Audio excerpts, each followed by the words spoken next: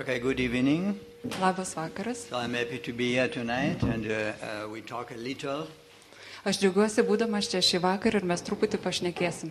And so I try to kind of share what I know about this particular subject. Aš bandysiu pasidalinti to, ką aš žinau apie šią temą. So I will talk about the Tibetan Book of the Dead in relation to the Dzogchen teaching. Aš kalbėsiu apie Tibeto mirusiųjų knygą, siedamas tai su Dzogchenų mokymu. But first of all, I would like to explain that the Tibetan Book of the Dead is a part of a particular type of literature in Tibet. Bet pirmiausia, norėčiau pasakyti, kad Tibeto mirusiųjų knyga priklauso tam tikrai literatūros rūšiai. So this literature is called terma. Ir šita literatūra vadinama terma. So terma means something that is hidden and then rediscovered by future generation. Terma yra tai, kas būna paslėpta, bet po to būna atrandama sekančių kartų. So we have many kind of this terma which has been hidden in the 8th century in Tibet. Ir mes turime daug tokių termų, kurios 8 amžiuje buvo paslėptos Tibete. And particularly they have been hidden by Padmasambhava, that was the Indian teacher who brought Tantric Buddhism to Tibet. Daug tokių termų paslėpė Padmasambhava, kuris buvo tas, kuris atnešė tantrinį budizmą į Tibetą. Or by his close disciples. Arba jo artimų mokinių. And when they conceal this teaching, they also prophesize who will discover them in the future. Tada, kai jie paslėpė tos mokymus, jie taip pat ir išsakė pranašystės apie tai, kas tos mokymus atras ateityje. And so the people who then discovered them in the future were called terton. Ir tie žmonės, kurie vėliau juos atras ateityje, vadinami tertonais. And and this Tibetan Book of the Dead is one of such a terma. Taigi Tibeto mirusiųjų knyga yra viena iš tokių termų.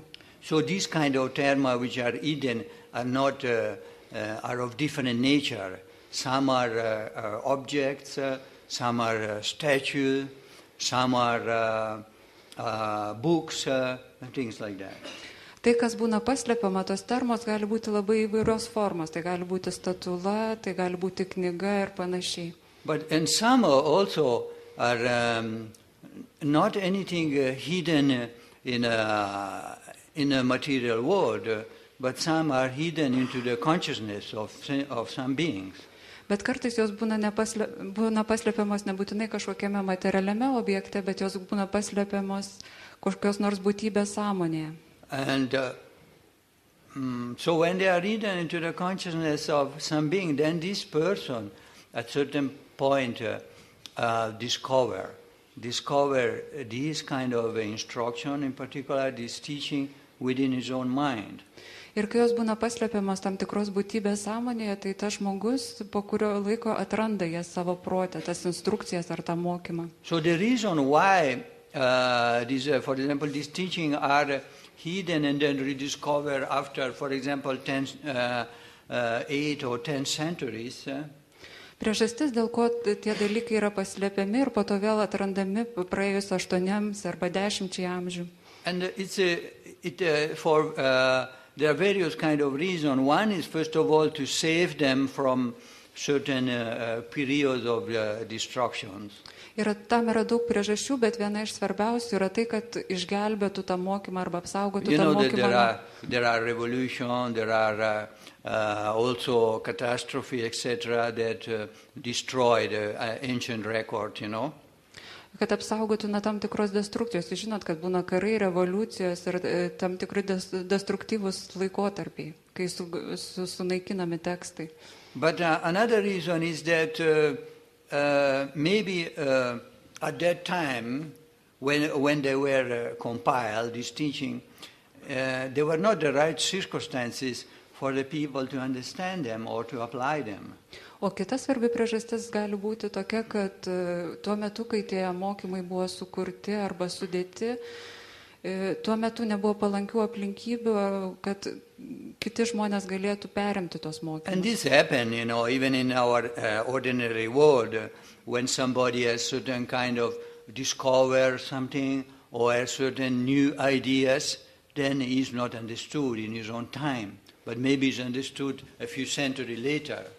Ir taip atsitinka net ir dabar mūsų laikais, kai kažkas sugalvoja kažkokį dalyką arba staiga turi kažkokių ypatingų idėjų, bet jis nėra suprantamas savo laikotarpiu ir būna suprastas tik tai po amžių ar po praėjus šimtmečiams.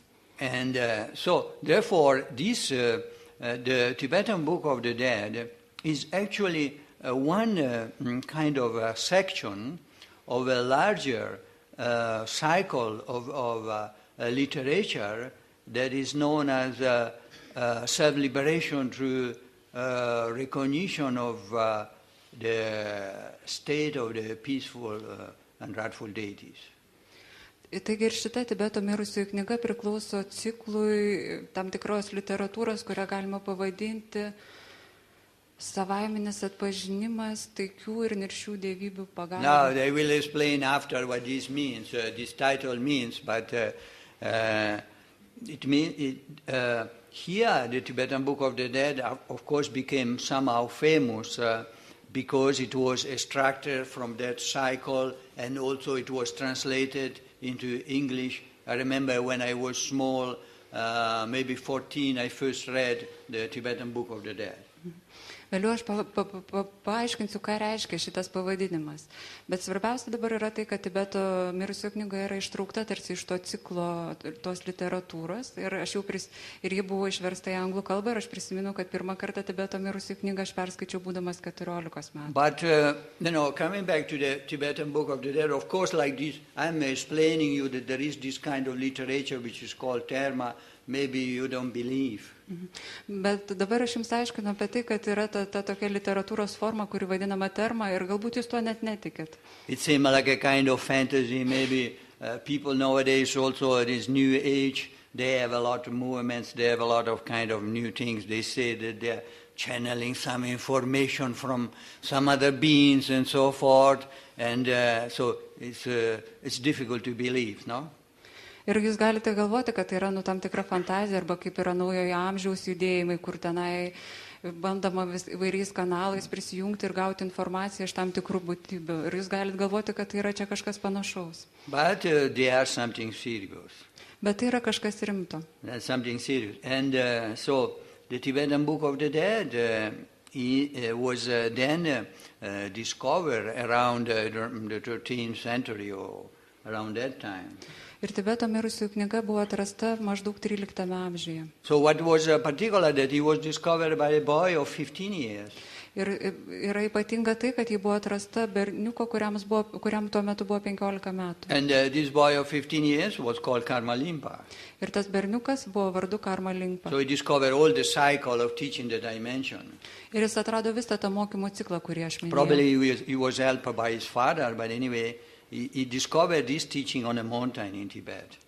Galbūt jam padėjo tėtis, bet jis atrado to mokymų ciklą kalne Tibete. And slowly it became quite famous, the Tibetan Book of the Dead, and the application also spread throughout Tibet, but not only Tibet, throughout all the region of the Himalaya, Nepal, Sikkim, etc. Ir po truputį Tibeto mirusiųjų knyga tapo vis labiau žinoma. Ji paplito garsas apie ją ir žinios apie ją paplito ne tik po patį Tibetą, bet ir po visą Himalajų regioną, Nepalą, Sikimą. It was first translated into English by Evans Vance and Kazidava Sandup, a Sikkimese man. Pirmą kartą ji buvo išversta į anglų kalbą Evans Vance'o ir kito sikimiečio.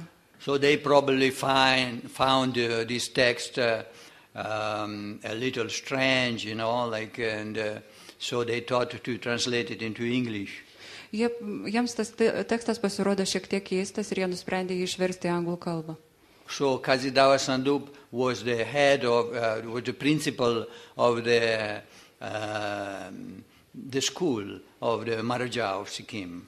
Kazidava Sandup buvo Maharadžos mokyklos galva sikime. So this was the first translation, but then followed many other translations. Tai buvo pirmasis vertimas, vėliau sekė keletas kitų vertimų. Because it's like sort of the kind of a Bible, no? You can translate it many times. Everyone can translate in a slightly different way. Tai panašiai kaip ir Biblija, kiekvienas išverčia ir kiekvieną kartą tas vertimas šiek tiek kitoks. Taip ir šitą knygą galima daug kartų versti. It has become quite important among, the various important books of the world, like the Bhagavad Gita, the Gospel, etc. Also, like Tibetan Book of the Dead has acquired an important place. Taigi ir Tibeto mirusiųjų knyga tapo taip pat svarbi knyga greta tokių knygų kaip Bhagavad Gita ir giesmių. So in particularly, you remember that we had what we call the Beat Generation. Ypač jeigu jūs prisimintumėm tai, ką mes vadiname didžiąją kartą. In the 60s, 70s, etc., a lot of people were going to India, young people were going to India, young people with long hair. Ir 60-ais, 70-ais metais labai daug žmonių keliavo į Indiją, tokių ilgaplaukių. So why they went to India? One main reason is that in America, like Richard Alpert, Timothy Leary, and some of these important professors, started to experiment, to do some experiment with mind, basically, with a different state of mind. Ir kodėl jie keliavo į Indiją? Todėl, kad tuo metu Amerikoje profesoriai, dabar aš jų pavardžių neprisimenu, pradėjo daryti tam tikrus eksperimentus su protu. And particularly they were using LSD to experience these different states of mind. Ir ypač jie naudojo LSD tam, kad patirtų skirtingas proto būsenas. So after a while, they went to India because they thought that in India there was a culture that supported, gave credit, and had systems for giving rise to different states of mind. Ir kodėl daugelis žmonių tada vyko į Indiją? Nes jie pasakė, kad Indijoje yra tokia kultūra, kuri remia, kuri palaiko, kuri puoselėja tą skirtingų proto būsenų patyrimą. And also they used the Tibetan Book of the Dead as a kind of guide for psychedelic experience. Ir jie naudojo Tibeto mirusiųjų knygą kaip tam tikrą vadovą po psichodelinius patyrimus. But then also like Jung commented from the point of view of his psychology on the content of this book. Vėliau Jungas komentavo šitą knygą remdamasis savo psichologijos supratimo perspektyvą. So they translated and commented on this book from different point of view, mainly from the point of view of a personal point of view or some other kind of point of view. Taigi daugelis vertė šitą knygą ir komentavo ją vėliau remdamasi savo asmeniniu požiūriu arba iš savo asmeninio požiūrio taško. But I want to explain a little the principal idea of the Tibetan Book of the Dead in terms of the Dzogchen teaching. Why? Because it is connected to the Dzogchen teaching. Bet aš noriu Tibeto mirusiųjų knygą paaiškinti iš Dzogcheno mokymų požiūrio. Dėl to, kad jinai yra tuo Dzogcheno mokymų dalis. Maybe when you read the Tibetan Book of the Dead, it say, this Book of the Dead is connected to the Dzogchen teaching, but that's all. Then they don't explain why. Galbūt jeigu jūs paskaitysite Tibeto mirusiųjų knygą, ten bus parašyta, kad jinai yra susijusi su Dzogchenu, bet nieko nebus paaiškinta. So basically, Dzogchen teaching in Tibet is not a kind of a school, but it was a teaching that said that every sentient being is already fundamentally kind of enlightened. Dzogcheno mokymas Tibete nėra kaip atskira mokykla. Iš esmės tas mokymas sako, kad kiekviena būtybė iš esmės jau yra nušvitusi. So, and Dzogchen means the teaching of the great perfection. Dzogchenas reiškia didžiojo tobulumo mokymas. And so this teaching says that in each one of us there is already spontaneously realized great perfection, and there is no need to seek anything else. Ir šitas mokymas sako, kad kiekviename iš mūsų yra spontaniškai realizuotas didysis tobulumas ir nereikia nieko kito ieškoti daugiau. Of course, you need to recognize it. Aišku, mums reikia tai atpažinti. So this is like the Dzogchen we consider more like the kind of the peak of all teachings which are found in Tibet. Dzogchenas laikomas tarsi visų kitų Tibete egzistuojančių mokymų viršūnė. So, but here, mostly the Tibetan Book of the Dead has been used as a kind also in funerary rites. Bet čia Tibeto mirusiųjų knygoje dar ir kalbama apie tam tikras laidojimo ritualus. But it is used in that way, but it's not limited to that particular kind of use.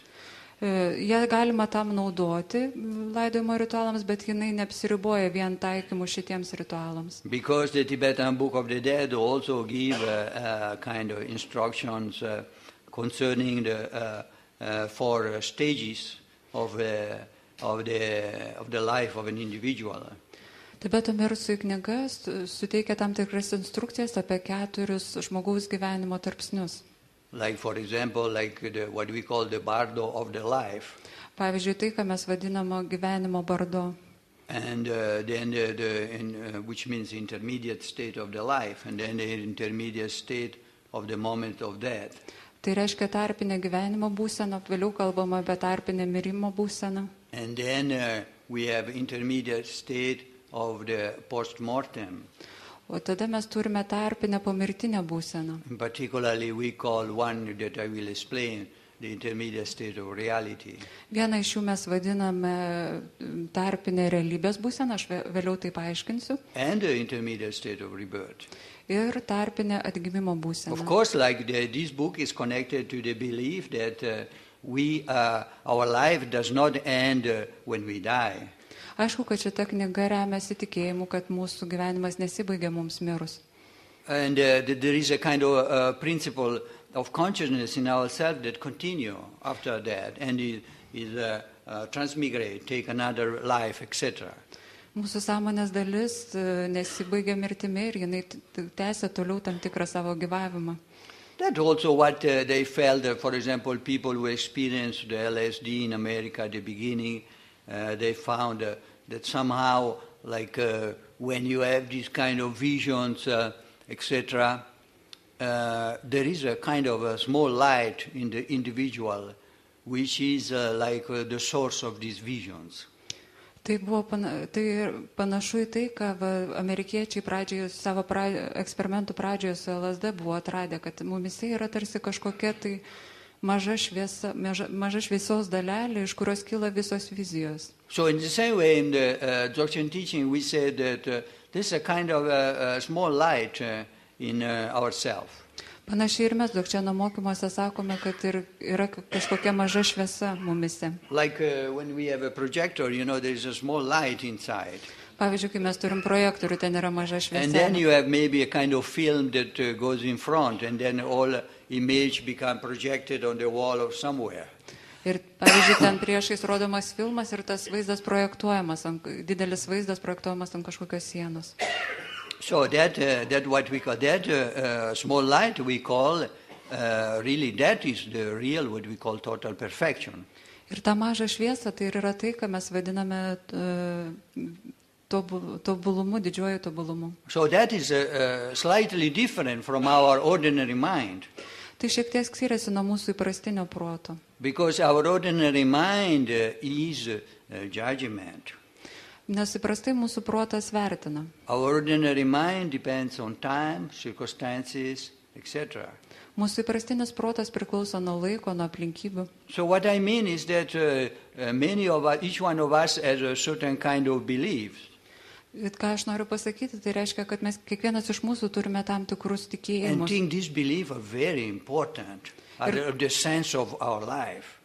Ir kai kurie tikėjimai mums atrodo labai svarbus, jie yra mūsų gyvenimo prasmė. But if you see this belief, for example, you look at your life since you were small, how many beliefs you changed?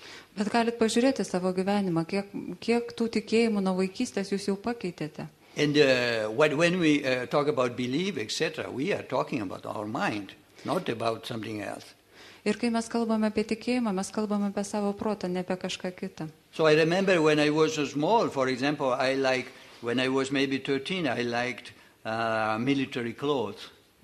Ir aš, pavyzdžiui, prisimenu iš savo vaikystės, kai man buvo kokį 13 metų, man labai patiko kariniai drabužiai. And when I went to buy some clothes, I didn't realize that the people that were selling these clothes in that particular shop had also a kind of ideology behind that. Ir kai aš eidavau pirkti tų drabužių, aš tuomet nesupratau, kad tie žmonės, kurie pardavinėja tos drabužius, jie turi ir tam tikrą ideologiją. And then I realized that they were a little bit fascist, sort of. Vėliau aš supratau, kad jie buvo truputį fašistai. And they spoke to me about that. I thought, maybe it's nice, this kind of idea. Jie su manim pakalbėjo ir man pasirodė, kad gal visai tos idėjos ir neblogos. But of course, when I was maybe 14, then I was already in the youth section of the Communist Party. O kai man buvo 14 metų, aš jau priklausiau komunistų partijos padaliniui. And then when I was 18, I was in the extreme left group, that made problem in Italy. O kai man buvo 18 metų, aš jau priklausiau tokių kairiųjų ekstremistų grupiai, dėl kurių Italijoje kilo daug problemų. And then when I was 18, I was studying at the Academy of Art in Milan. Then I decided, I made some experiences and I decided it was time for me to look for something else in India. Ir kai man buvo 18 metų, aš studijavau jau Milano menų akademijoje ir staiga man kilo tokia mintis, kad gal man reikia paieškoti kažko kito Indijoje. So then I went to India, I searched and I went around, but even there I changed many times my ideas. Ir tada aš nuvažiavau į Indiją, aš ten ieškojau, žiūrinėjau, tyrinėjau, tada į Iraną ir nuo to laiko aš dar kartą pakeičiau 2 kartus savo idėjas. So therefore, I don't know how it is here, but in Italy, for example, when you are invited to a meal, then after a meal, people, they drink a little and then they start to discuss about politics, about football team, etc., and they get into arguments. Aš nežinau, kaip yra čia, bet Italijoje paprastai, jeigu jūs esate pakviestas pavalgyti kartu ir paprastai pavalgio prasideda visokios diskusijos apie politiką, futbolą ir paprastai žmonės pradeda ginčytis. And everyone thinks, holds on to his opinion, no? Ir kiekvienas laikosi savo nuomonės. And so, but this opinion, if you look, they are related to time. You are in a certain circumstance, you have certain opinion. And actually, if you are very precise, looking at your mind, you can see how your states of mind are changing every day, from morning to evening, depending on circumstances that surround you.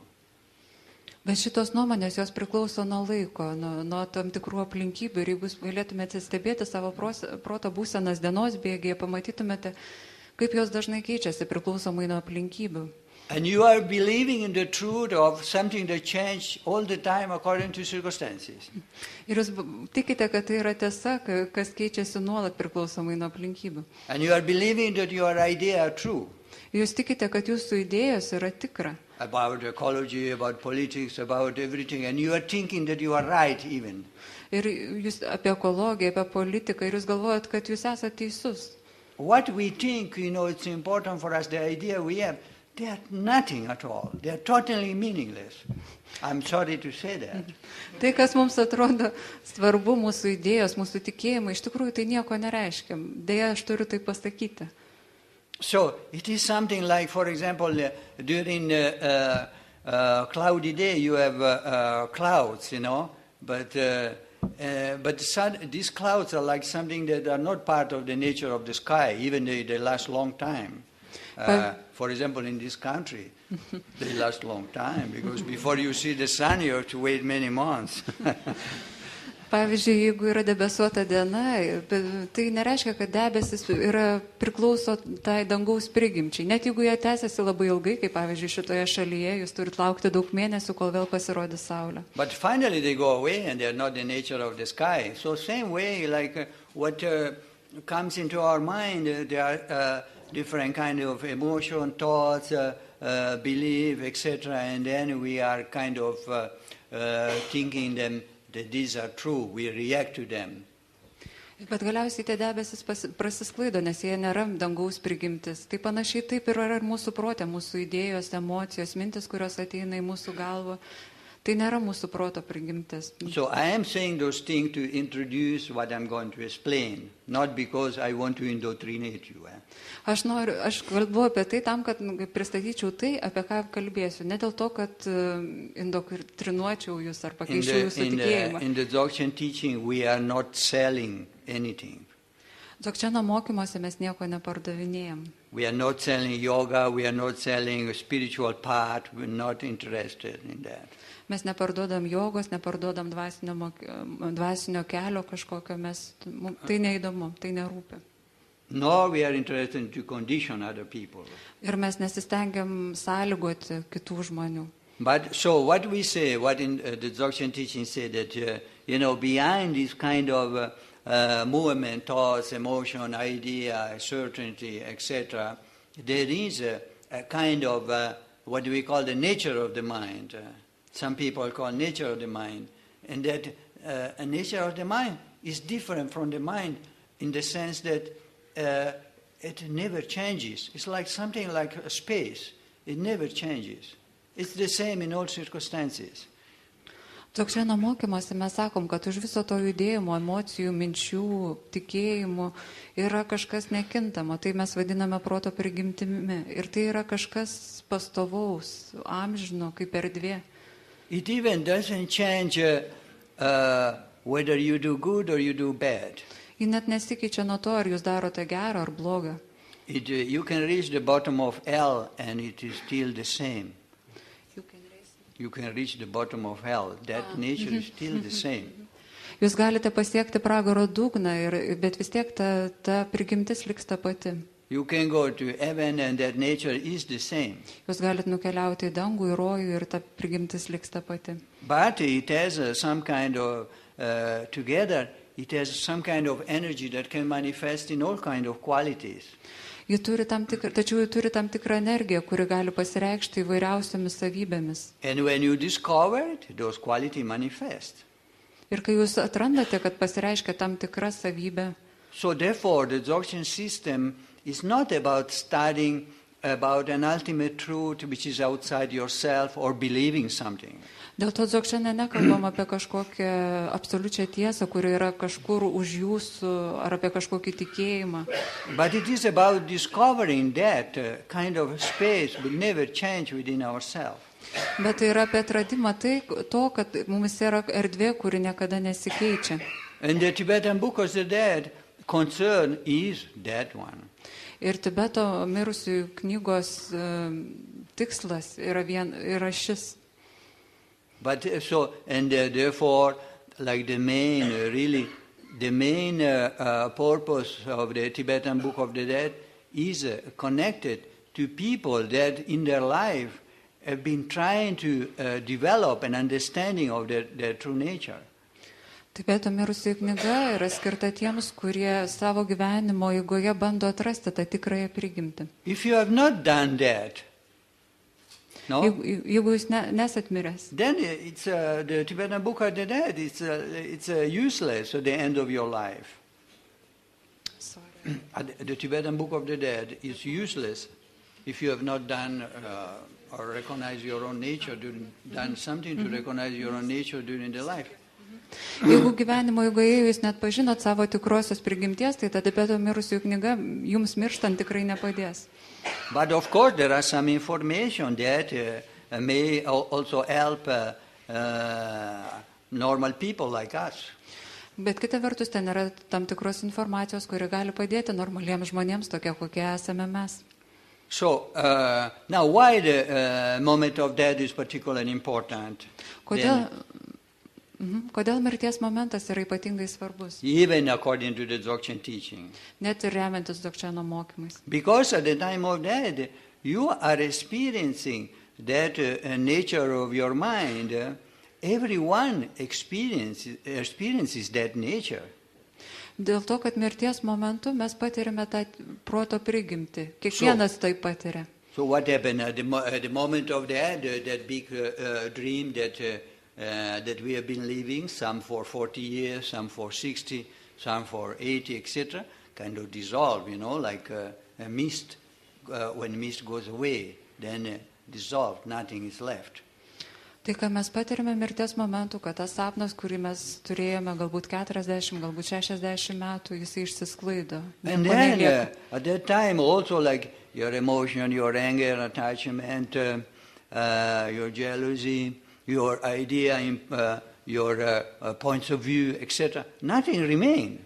Ir visos jūsų emocijos, pyktis, prisirišimas, pavydas, visi jūsų įsitikinimai, viskas nyksta. So what remains is that what we call the clear light nature of the mind. O tai, kas lieka, tai, ką mes vadinam vaiskiąja proto šviesa. So that's why the Tibetan Book of the Dead explain that explain first of all the process how we die, a very precise way, and then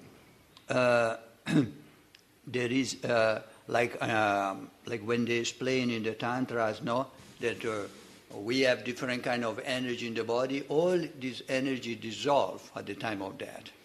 Tibeto mirusiųjų knygoje labai smulkiai pasakojama, kas vyksta mirimo proceso metu.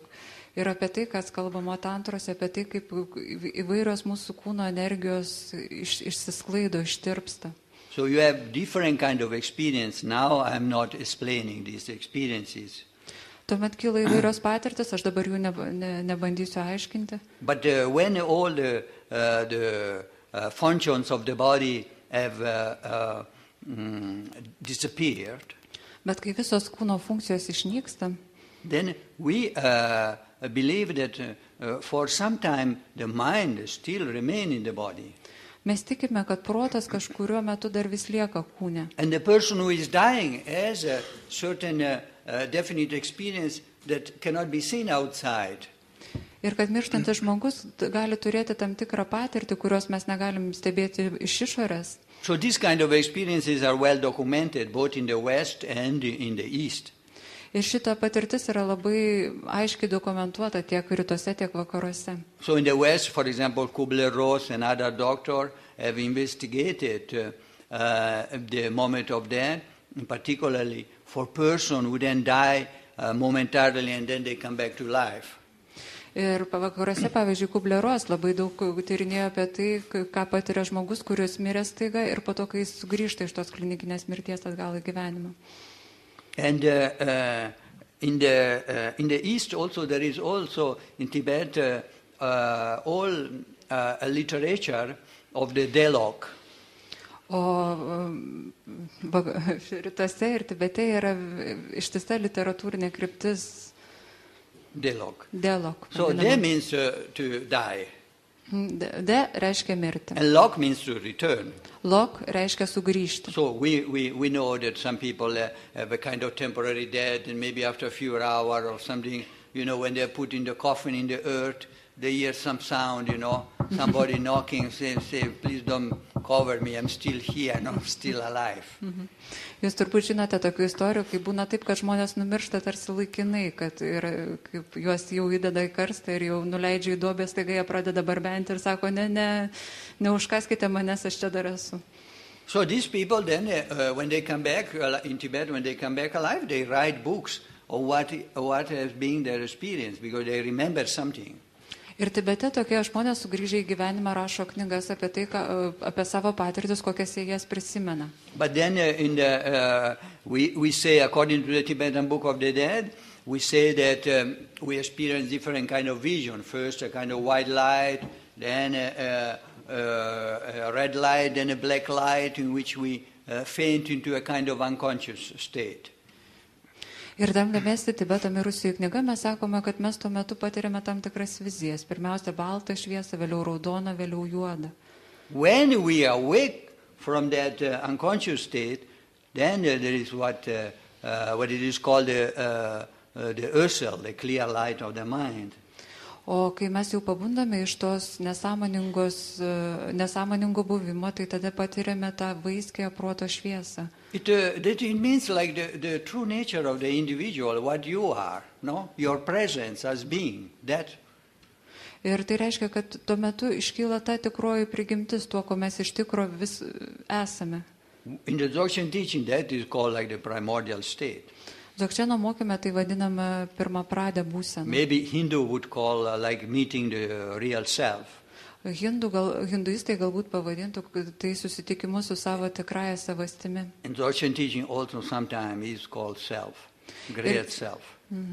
Ir Dzogčeno mokymuose taip pat kartais tai vadinama didžiąja savastimi. Maybe some people would say that is a vision of God. Kai kurie žmonės galbūt pasakytų, kad tai yra Dievo Whatever vizija. you call doesn't matter, but it's your true nature. Nesvarbu, kaip jūs tai pavadinsite, bet tai yra tikroji jūsų prigimtis. And so, therefore, but if you are an ordinary person, then your life you have done nothing to recognize that, then it goes away. Maybe just lasts for a snap of a finger. Bet jeigu jūs savo gyvenimo eigoje nieko nedarėte, kad galėtumėte atpažinti šitą tikrąją prigimtį, tai gali būti, kad ten pasirodė tiesiog tarsi spraktelėjimas ir išnyko. And then again, like the layer of mind, your habit and so forth manifest again. Ir gali būti, kad kai tam tikras proto sluoksnis vėl nusiema, jinai vėl pasireikš. But it's like also like we sometimes compare that the time of death to the state of sleep. Kartais mes lyginame mirtį su miego būsena. The dreamless sleep. Tokia miego būsena be sapnų. So when you are going to sleep, then everything your worry of the day dissolve. Kai einate miegoti, tam tikrų metų ištirpsta visi jūsų tos dienos rūpesčiai. At that time also they manifest the same clear light of the mind during the sleep. Ir tuo metu, miego metu, irgi pasireiškia ta vaiskioji proto šviesa. And then after sleep, or within sleep, they manifest the dream, no? Ir jeigu mes toliau miegame, toliau gali pasireikšti sapnas. And the dream are connected to what we have done during the day, maybe also connected to what we have experienced when we were children, or maybe something to the past life, if you believe in that. Ir sapne gali pasireikšti kažkas iš to, ką mes darėme praėjusią dieną, gali būti kažkas iš mūsų vaikystės. At the time of death, you have that experience of that luminous nature of your mind, but if you don't recognize, then again, the mind starts again. Your habit manifests again. Ir tuo metu, tai panašiai vyksta ir mirties metu. Pasireiškia tikroji proto prigimtis, bet jeigu jos net pažįstate, tada protas ima veikti tais įprastiniais savo būdais ir tada kažkas kitas. That's why, for example, in the Himalaya and Tibet, when somebody died, if that person was some kind of spiritual practitioner, they would keep the body at least for 3 days before, burning or putting in the hearth. Dėl to, pavyzdžiui, Tibete ir Himalajose, kai kažkas miršta, ypač jeigu tai buvo kažkoks dvasingas žmogus, tai jo kūno 3 dienas nejudina. To allow him to be in that state. Tam, kad jis galėtų išbūti toje And we have būsenoje. a name for it also. We call him Tugdam. Ir mes ją turime taip pat pavadinimą, tai yra Tugdam Tugdam. means a kind of meditation, not really the term like meditation, but loosely translated like that. Tugdam tai yra tarsi meditacija, tai nėra So, visiškai tikslus Then vertimas. we toks. say, oh, he's still in a state of meditation. Ir sakom, o, jis dar vis medituoja. And so there are signs through which you can recognize if a person is in that state or not. Ir yra tam tikri ženklai, kurie padeda atpažinti, ar žmogus yra toje būsenoje meditacijos ar ne. And so, for example, some people, they have a little heat at the area of the heart.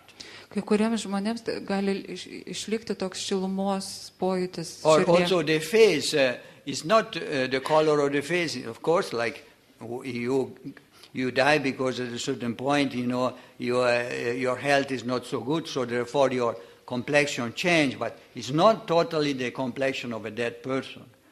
Ir, pavyzdžiui, veidas, jisai nėra visai toks kaip mirusio žmogaus. Mes žinom, kad kartais, jeigu žmogus miršta po ligos, tai jo ta kompleksija kūno pasikeičia. Bet And also the body may remain like that. ir kūnas gali išlikti toks. Sitting, for example. Pavyzdžiui, jeigu žmogus sėdėjo, tai jis toliau sėdėjo. So this is a sign that the person is in that particular state of the luminous nature of the mind.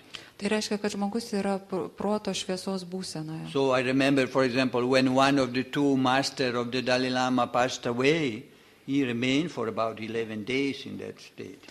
Ir aš, pavyzdžiui, prisimenu, kai vienas iš 2 Dalai Lamos mokytojų numirė, jis tai taip išliko toje būsenoje 11 dienų.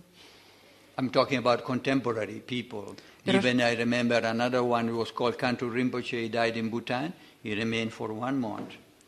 Ir aš kalbu apie šiuolaikinius žmonės. Aš prisimenu dar vieną Kantu Rinpoche, kuris mirė Bhutane ir taip išliko visą mėnesį. This person here, also he died this year or last year, I don't remember, maybe this year. Šitas žmogus, kuris čia yra, jis tai mirė šiais metais. And this picture was taken when he was in that state. Ir šita nuotrauka yra padaryta, kai jis buvo toje būsenoje. Then at certain point,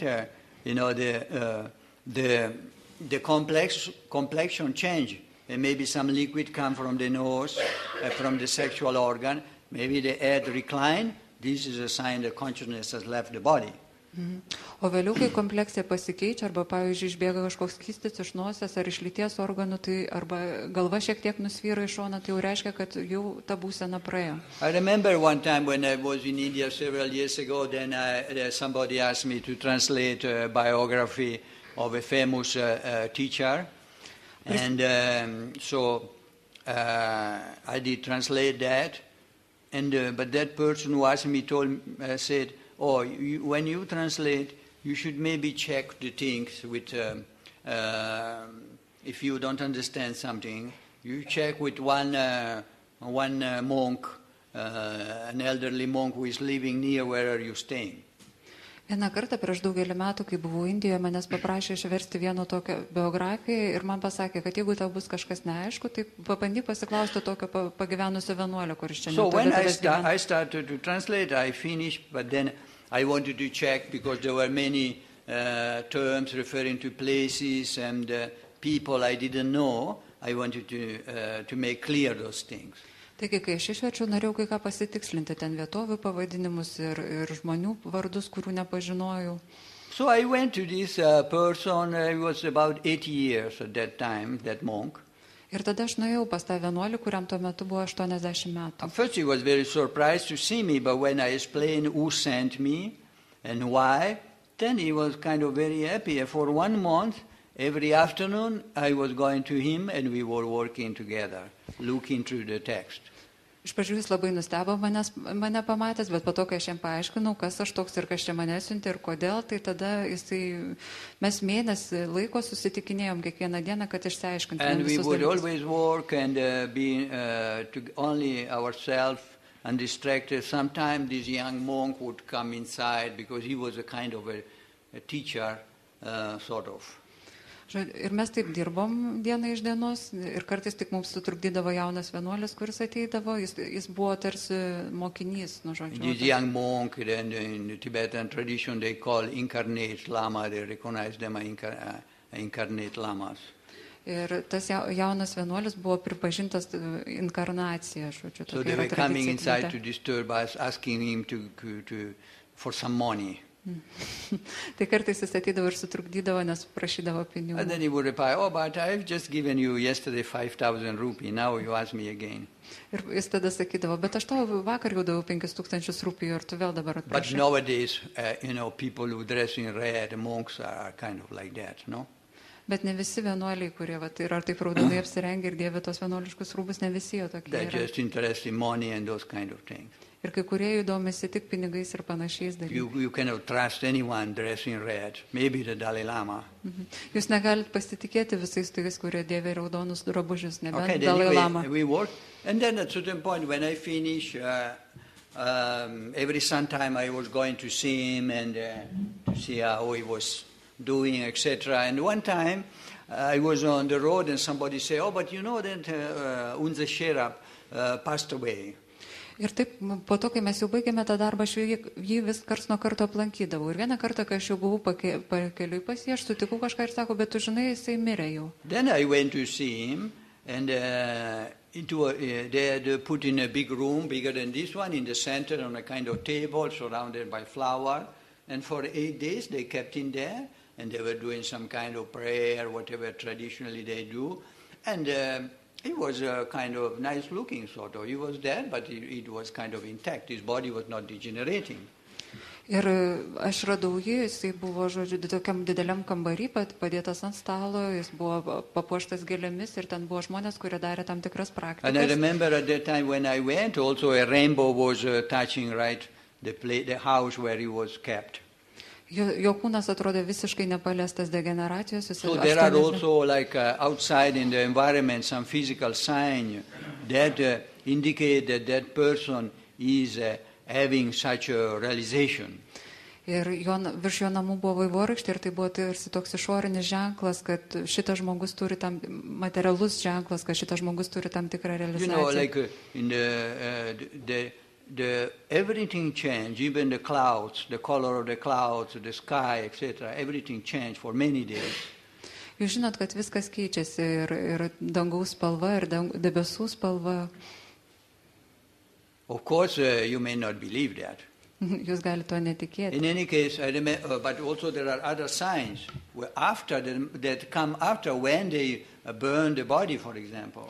Ir buvo taip pat ir kitų ženklų, kurie pasirodė, kai jie sudegino jo kūną. And I remember that one time I was working with an Italian journalist in India. Aš prisimenu vieną kartą aš dirbau su italų žurnalistu Indijoje. The Dalai Lama had asked him to write a book about something. Dalai Lama jo paprašė parašyti knygą apie kažką. So he was, this journalist was working in one of the major newspapers in Italy. Ir tas žurnalistas dirbo viename iš didžiųjų laikraščių Italijoje. And then I was helping him to get some information from Tibetan texts, etc. Aš padėjau jam gauti tam tikrą informaciją iš So we tibetiškų visited a tekstų. particular community in North India. Ir mes aplankėm tokią bendruomenę Šiaurės And Indijoje. in that community there were 4 kind of old exceptional yogi. Ir ten buvo 4 išskirtiniai jau tokie ilgamžiai jogai. And one has just died. Ir vienas iš jų buvo ką tik miręs. So while we were talking with the responsible of that place, he told us how the yogi died, and that there were many relics that they found afterwards in the fire. Ir kai mes kalbėjom su atsakingu žmogumi tenai, jisai pasakojo, kaip tas žmogus mirė ir kokias jie relikvijas rado sudeginę jo kūno. So generally we have 5 kind of relics, that come also from different parts of the body, the liver, etc. Yra 5 rūšių relikvijos, kurios lieka iš skirtingų kūno They are vietų. like kind round. At the beginning they are soft, then if they are treated in a proper way, they get harder. Iš pradžių jos būna minkštos, bet jeigu jas tinkamai saugo, tai jos vėliau sukietėja. These are just some examples, but then also there are some letters which come on the bones, etc. There are many things. Tai yra tik vienas iš pavyzdžių, yra pavyzdžiui raidės, kurios atsiranda ant kaulų But ir then taip at a toliau. certain point he said, okay, I'll show you these relics of that yogi who died. And he went on the backside and he took up a small box. Ir galiausiai jis sako, gerai, aš jums parodysiu tas relikvijas. Ir jis nuėjo ir atsinešė tokią nedidelę dėžutę. And he showed some of these relics were very, very small, like maybe 2 millimeters. Ir jis parodė tas relikvijas, kai kurios iš jų buvo labai mažos, 2 mm But diametro. very bright color, like turquoise color, coral, and like that. Bet labai tokios ryškios šviesos, kaip turkio spalvos. Then without saying anything, he gave us a magnifying glass. Ir nieko nesakydamas jis padavė mums padidinamą į stiklą. So then I said, maybe I have to look at this. And then I look, and then when I look, I and my friend, this journalist, we saw that they were perfect conch shell. Ir kai, ir pažiūrėjom mes, aš ir mano draugas per tą padidamąjį stiklą ir aš pamačiau, kad jie yra tobulos kriauklės formos. They were very small like this, 2 millimeters, but they were exactly in the shape of a conch shell, empty inside and with round. Jie buvo labai 2 mm tokio smulkaus dydžio, bet iš tikrųjų tai buvo tobula kriauklės forma, kur buvo So tuščias vidus. these are signs that that person has recognized the real nature of the mind at the time of death. Tai yra požymis, kad tas žmogus realizavo tikrąją proto prigimtį mirties metu. So this is it. So this figure now, it seems a bit strange, it seems like a pornographic thing, but it is not meant for that purpose. Šita figūra jums šitas vaizdinys gali pasirodyti kažkoks keistas ar gal net pornografinis, bet tai nieko bendro su to neturi. We are usually trying to communicate things through symbol. So this is a symbol. Taigi čia yra simbolis. So this is a symbol of what I was explaining before, the luminous state of the person, which is the nature of the mind.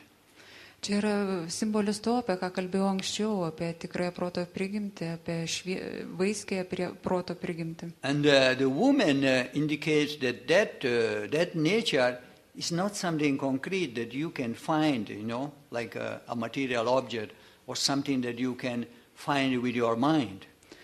Moteris šiuo atveju reiškia, kad tai nėra kažkas konkretaus, nėra kažkoks materialus daiktas. Or like if you want to know in like these traditional Buddhist terms, they would call it emptiness. O jeigu kalbėčiau budistiniais terminais, tai būtų tuštuma. And then the man instead symbolize more like here that state we have is not emptiness, but it has some kind of energy from which everything manifests. O vyras šiuo atveju reiškia, kad viskas nėra vien tuštuma, tai reiškia energija, kuri kyla iš tuštumos. So that means that state already possesses all the quality that people search through by following spiritual paths. Tai reiškia, kad šioje būsenoje yra visos savybės, kurių žmonės ieško, eidami dvasiniais keliais. But it also means that it's like a kind of the source of the universe. Bet kartu tai reiškia, kad tai tarsi yra visatos ištakos. So in fact, in the Dzogchen teaching, when we speak about the reality which is symbolized by this image, Ir Dzogčene, kai mes kalbame apie realybę, kuri simbolizuojama šio vaizdiniu, and which is present in each of us, ir kuri yra kiekviename iš mūsų, we consider that is the origin of everything. Mes manome, kad tai yra viso ko ištakos. So, therefore, like in the teaching of Dzogchen, which is the base for the Tibetan Book of the Dead, they say that whatever you see, you perceive is yourself. Taigi ir Tibeto mirusiųjų knygoje, kuri remiasi Dzogčeno mokymus, sakoma, kad visą, ką mes suvokiame, ir esame mes. So whatever you perceive, although it appears a kind of a duality, you and outside, in reality is just your true nature. Tai, ką mes suvokiame, ar tai dualistiškai, kaip save ir išorė, iš tikrųjų tai yra mūsų tikroji prigimtis. So at the time of death, therefore, it's like if what is outside somehow return to yourself, no? So then we have the occasion to feel and experience that state of non-duality which is represented by your own nature. O mirties momentu visas tai, kas buvo išorėje, tarsi sugrįžta į mus. Ir tuomet yra momentas, kai mes turime galimybę patirti tą nedualumą savo būsenos. But then, so if during the time of death you have such a recognition, jeigu mirties metu jūs tai atpažįstate, then you are rejoined to your ground of being. Tai jūs tada vėl tarsi apsijungiate su savo būties pagrindu. So the Buddhists, the Hindu, they use this term enlightenment. Ką pavyzdžiui, budistai arba hinduistai kartais vadina nušvitimu. But in Dzogchen we just say recognizing one's own state. O Dzogčene mes tiesiog sakome, kad atpažįstame savo būseną, which has always been there. Kuri visada buvo čia. And but then if you don't recognize what happened, then the various states of post-mortem begin. Bet jei jūs to net pažįstate, tada prasideda kitos pomirtinės stadijos. And the most part of the Tibetan Book of the Dead is dedicated to the explanation or description of these post-mortem states. Ir didžioji Tibeto mirusiųjų knygos dalis yra skirta tam, kad apibūdintų tas įvairias būsenas. So then still after what happened, the Tibetan Book of the Dead say, if you don't recognize the nature, you enter into the intermediate state of reality. Ir Tibeto mirusiųjų knygoje sakoma, jeigu jūs net pažįstant savo prigimties, tada jūs einate į realybės tarpinį būvį. At that time, you have what you call the vision of the peaceful and wrathful deities. Ir tuomet jūs turite taip vadinamas taikių ir niršių dievybių vizijas. So peaceful and wrathful deity, we need to understand really what it means. Svarbu suprasti, ką iš tikrųjų reiškia taikios ir niršios dievybės. And so this picture show a kind of represent a kind of meditation people do when they are alive, dealing with the peaceful and wrathful deities. Šiame vaizdinyje yra, šis vaizdinys apibūdina tam tikrą meditaciją, kurią žmonės daro dar būdami gyvi tam, kad su tomis niršiomis ir taikiamis būtybėmis. You see, like in the center of the body, there are the so-called peaceful deities. One imagine these deities. Kūno centre yra taikiosios dievybės ir žmonės ir praktikai vizualizuoja šitas dievybės. In the head there are the wrathful deities. Galvoje yra niršios dievybės. These are painted outside because otherwise to paint them in the head would not, be graphically okay. Čia jos nupieštos išorė, nes jeigu sunku grafiškai jas ten į galvą. So, but generally, still here we are, when we talk about peaceful and wrathful deity, we have to come back again to this picture because the peaceful and wrathful deity are connected to this. Bet kai kalbame apie taikas ir niršias dievybės, turime sugrįžti prie šito vaizdinio, nes čia jos susijęs su šito vaizdiniu. So peaceful deity, it means like the aspect of emptiness of our true nature. Taikas dievybės reiškia tarsi tuštumos aspektą, mūsų tikrosios prigimties tuštumos aspektą. While wrathful deity, it means that the energy aspect of our true nature. That means from that something manifests, move and manifest, outside or wherever. Niršios dievybės atspindi mūsų prigimties energijos aspektą. Tai reiškia, kad yra tam tikras judėjimas, iš to kažkas kyla. So this is the real meaning of the peaceful and wrathful deity. Tai yra tokia tikroji taikių ir niršių dievybių reikšmė. But then they get represented in this way. This principle becomes spread out in this way. Bet čia jos taip pavaizduojamas, taip išplečiama. So one reality is seen in different way. Why? Kodėl realybę mes suvokiame skirtingai, matome skirtingai? Because these every one of these deities represent an aspect of ourselves. For example, our mind, feelings, perception, discrimination, body, etc. Whatever is part of the person, the psychophysical level, that is associated to one of these deities. Kiekviena iš šių dievybių reprezentuoja tam tikrą mūsų aspektą, protą, emocijas, kūną, bet kas susijęs su mūsų psichofiziniu gyvenimu, yra reprezentuojama šitų dievybių. If one recognize, one's own nature, the nature of one's own mind, then there is no need of thinking about this kind of thing. Jeigu kažkas iš karto suvokia savo proto prigimtį, tada nereikia apie tai jau galvoti. But if you don't, then you are using this kind of imagination and you are imagining to be like those deities. Or being part, that these deities are part of yourself. Bet jei ne, tuomet jums reikalinga šitą vizualizaciją ir jūs bandot vizualizuoti, kad tos dievybės yra tam tikra jūsų dalis, atspindi tam tikros jūsų dalis. Everything in yourself, body and mind is a kind of at a divine level and not at the ordinary level. Ir visa kas yra jūsų proto ar kūno lygmenyje, tai yra dieviško lygmens. So after that, all this kind of deity manifests. First the peaceful deity, then the wrathful deities. Ir tuomet pasireiškia iš pradžių tos taikiosios dievybės, o po to tos niršiosios. But they don't manifest to anyone. Bet jos nepasireiškia visiems. Because these are connected to something you have done in your life. Nes tai yra susijęs su to, ką jūs darėte savo gyvenime. You must have had some kind of connection with this form of kind of therapeutic imagination. Nes jūs turite turėti ryšį būtent su šitokiu, to terapiniu vizualizavimu. Somebody must have explained you. Kažkas turėjo jums jį paaiškinti. You must have some kind of connection. Not even Eastern people, just because one is Tibetan or Indian, have this kind of experiences. Jūs turėjote turėti kažkokį ryšį, ne visi, kurie yra tibetiečiai ir gyvena rytuose, turi supratimą apie šitą. Everybody can have, during that intermediate state, manifestation of sound, light, etc., because these things are not connected to any particular thing.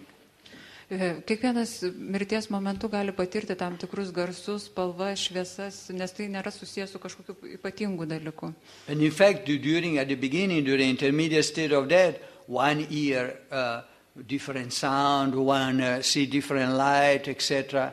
And this is actually for the way in which the beginning our own true nature manifest.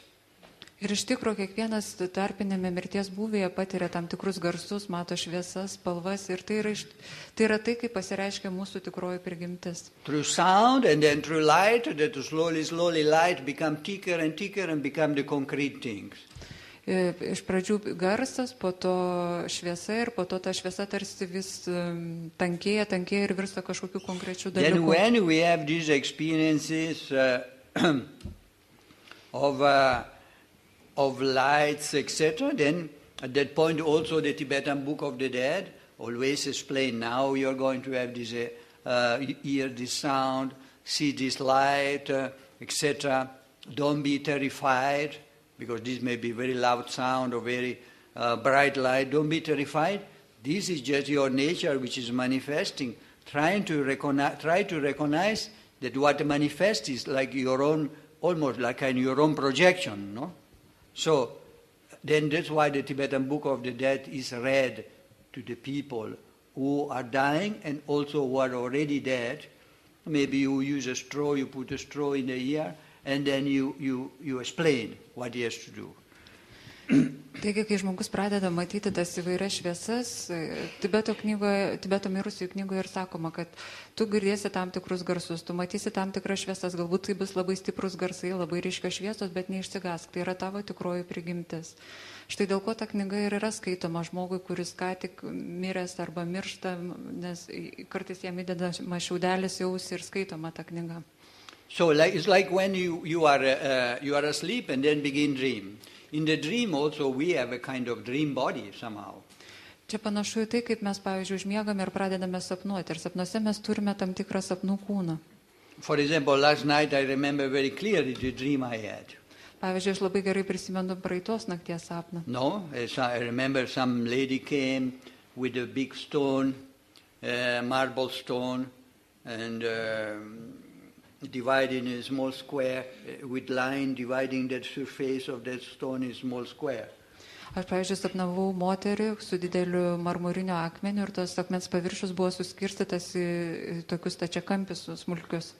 And then they told me, on one of this square, there should be the number 3. Ir tada man pasakė, kad viename iš šitų stačiakampių ar kvadratų turi būti skaičius 3. And then, but it was not obvious, but because you had to recognize the number 3 in the pattern of the marble. Tai nebuvo taip labai akivaizdu, nes reikėjo atpažinti tą trejetą ant marmurinio paviršiaus. And you say, when you have recognized the number, we have received some information that when you recognize the number 3, then you can use a martel and something and dig out that kind of square from the marble, and behind that there will be some kind of special instructions. Ir tada, kai tu atpažinsi tą trejetą, galėsi paimti kažkokį kaltą ir toj vietoj išsimti tą stačiakampį ir tenai viduje bus kažkokios instrukcijos. And then they told me, but I couldn't see the number 3. Ir tada aš sakau, aš negalėjau matyti to trejetą. And then the Dalai Lama was somewhere around in the dream. Ir ten kažkur netoliese tame sapne buvo Dalai Then they Lama. went to the Dalai Lama. Ir tada jie nuėjo prie Dalai Lamos. And then I told them about what the Dalai Lama say. He was able to identify the 3 or not. Ir aš tada galvoju, pažiūrėsim, ką Dalai Lama, ar jis tai And they sugebės told me, pamatyti tą trejetą. No, he was in a bad humor, bad mood. Bet jie man sakė, ne, jisai buvo blogos nuotaikos. So he didn't really want to look. Ir jis net nenorėjo žiūrėti. So, I mean, I in the dream was there somehow, no? We call that the dream body. Tai ką aš noriu to pasakyti, kad aš tame sapne kažkur buvau, aš turiu tam tikrą sapnų kūną. For example, we have many people speak that while they are asleep, they can go out of the body and they can actually look back and see the body which is asleep, no? Ir pavyzdžiui, jūs turbūt esate girdėję tokių pasakojimų, kaip kai kurie žmonės sako, kad jie miego metu išeina iš savo kūno ir gali matyti savo kūną miegantį. And you know, not only crazy people have this kind of experience. Ir ne tik išprotėję žmonės turi tokių Even very patirčių. normal people. For example, I have friends which are very normal and good spiritual practitioners, and they told me specific occasion in which they had this kind of experience. Net ir labai normalūs žmonės. Ir pavyzdžiui, aš turiu tokį draugą, kuris yra tik geras dvasinis praktikas ir jis visiškai normalus ir jis irgi pasako, kad apie So in the dream that thing happens. It's the same when you are you die, then after in the intermediate state, which is like dream, again you are in a kind of mental body. Taip ir panašiai ir mirties metu, kaip ir sapne, jų mirties jūs vėl tarsi esate kažkokiame mentalinėme kūne. You can understand what people are saying. Jūs galite suprasti, ką žmonės sako. You can see that the people you have left behind, they are dividing out your possession. Jūs galite matyti, kad tie žmonės, kuriuos jūs palikote gyventi, jie dalinasi jūsų turtą. They can see that they are not even waiting one day before getting out your jewelry from the cupboard. Jūs galite pamatyti, kad kažkas jau nori pasimti jūsų papuošalus, net nepralaukęs vienos dienos. You can see that the monks that are reciting prayer for you there, they are just there because after they get a kind of remuneration for that. Jūs galite matyti, kad tie vienuoliai, pavyzdžiui, kurie skaito maldas prie jūsų kūno, tai iš tikrųjų jie yra čia tik dėl to, kad gaus po to kažkokį užmokestį. But they are completely distracted when they recite and they are thinking about something else, maybe about some girl. Bet kol jie kartoja tam tikras mantras ar maldas, jie iš tikrųjų yra visiškai įsiblaškę ir gal net galvoja apie kažkokias merginas. So therefore, even at the moment of death, when the person has that kind of experience of the luminous clarity of the mind, then the Tibetan Book of the Dead explains that experience. And you have to read it to the person who is dying. And explaining, and we believe that person can actually understand because he has that kind of dream body. During the dream state. But during the time of death, he can also understand. Tibeto mirusiųjų knyga yra skaitoma mirusiam žmogui, nes tikima, kad jis gali girdėti. Panašiai kaip sapne mes turime sapnų kūną, taip ir po mirties yra tam tikras mentalinis kūnas, kuris gali suprasti. Dėl to so therefore, then you have, after every day you have a particular deity which is manifesting. First, the peaceful deity, and then the wrathful deities. Ir kiekvieną dieną pasireiškia skirtingos dievybės. Pirmiausia, pasireiškia taikiosios dievybės, po to niršiosios. So this picture depicts all the peaceful and rightful deity together. Now these are some representation of the intermediate state of that, which is found in one Avalokiteshvara chapel in the temple of Lamayuro in Ladakh. Ir ten buvo pavaizduotos taikiosios ir niršiosios dievybės visos kartu, o čia yra tarpinio mirties buvę dievybės pavaizduotos Avalokiteshvaro šventykloje Ladake. You see, each day you see this figure. Kiekvieną dieną jūs matote tokias figūras. But of course, day is not like day, normal day, for 24 hours for day. We are talking about a different kind of day. Bet aišku, diena nėra tokia. A different perception of time. Nėra tokia diena kaip 24 valandų diena. Tuo metu ir tas laiko supratimas yra pasikeičia. And so, like,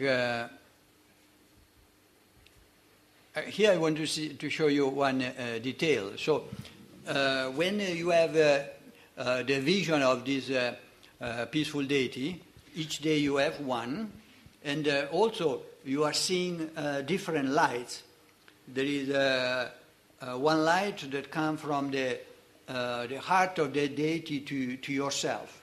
You see, this would be like the kind of white light, and that person there would be the dead person. Kiekvieną dieną jūs matote taikias dievybės ir iš tų dievybių širdies sklinda šviesa jūsų širdį. Ir čia, pavyzdžiui, čia pavaizduotas tokia ta balta šviesa, kuris sklinda į mirusį. This is the second day of the experience of the birth of reality. Čia yra antroji realybės bardo diena. But then there is another light that is coming. You see the black light. Bet yra ir kita šviesa, ta juoda šviesa, jūs matote. Dark brown light. Arba čia tokia tamsiai ruda. You see, to explain that, I must say that, you see, generally we can be born in different kind of dimension of existence. Tam, kad tai paaiškinčiau, turiu paaiškinti kai ką. Mes galime atgimti bet kurioje būties dimensijoje. Like, for example, traditionally, in the Hindu and Buddhism, then we speak about you can be born as a god, as a demigod, as a human, as a angry ghost, as a animal, or as a hell being. There are kind of 6 realms of existence. Tradiciškai budizme arba hinduizme mes sakome, kad jūs galite atgimti dievų, pusdievių, gyvūnų, alkana dvasia, žmogumi arba pragaro būtybė. Yra tarsi tokie 6 egzistencijos lygmenys. But how we are born there? We are born there because we have certain kind of emotions, that we are becoming accustomed to in our life. Bet kaip mes ten atgimstame? Mes atgimstame ten dėl to, kad mes turime tam tikras emocijos, prie kurių įpratome savo gyvenimo. For example, some people are very angry, all throughout their life. So they are angry one day, they are angry the next day, and so forth. And at the end of their life, they have accumulated a big mountain of anger. Pavyzdžiui, kurie žmonės yra labai pikti savo gyvenime ir gyvenimo gale jau jie būna sukaupę didelį pykčio kalną. So when you die, that becomes a vision. That becomes the world in which you are living and your life. Bet tuomet, kai jūs mirštate, tai tampa jūsų vizija, tai tarsi tampa pasauliu, kuriame jūs gyvenate. But even nowadays, sometimes you don't even need to die to understand that, because you go around in certain station or certain part of the world, then you see people that they are using heavy dopes, etc. And sometimes their life is just like hell, no? Ir tam nereikia mirti kartais, kad tai suprastumėte, net ir šiuolaikinėme pasaulyje, jūs kur nors nukeliaujate kokias nors vietas ir matote, kaip žmonės sunkiai gyvena.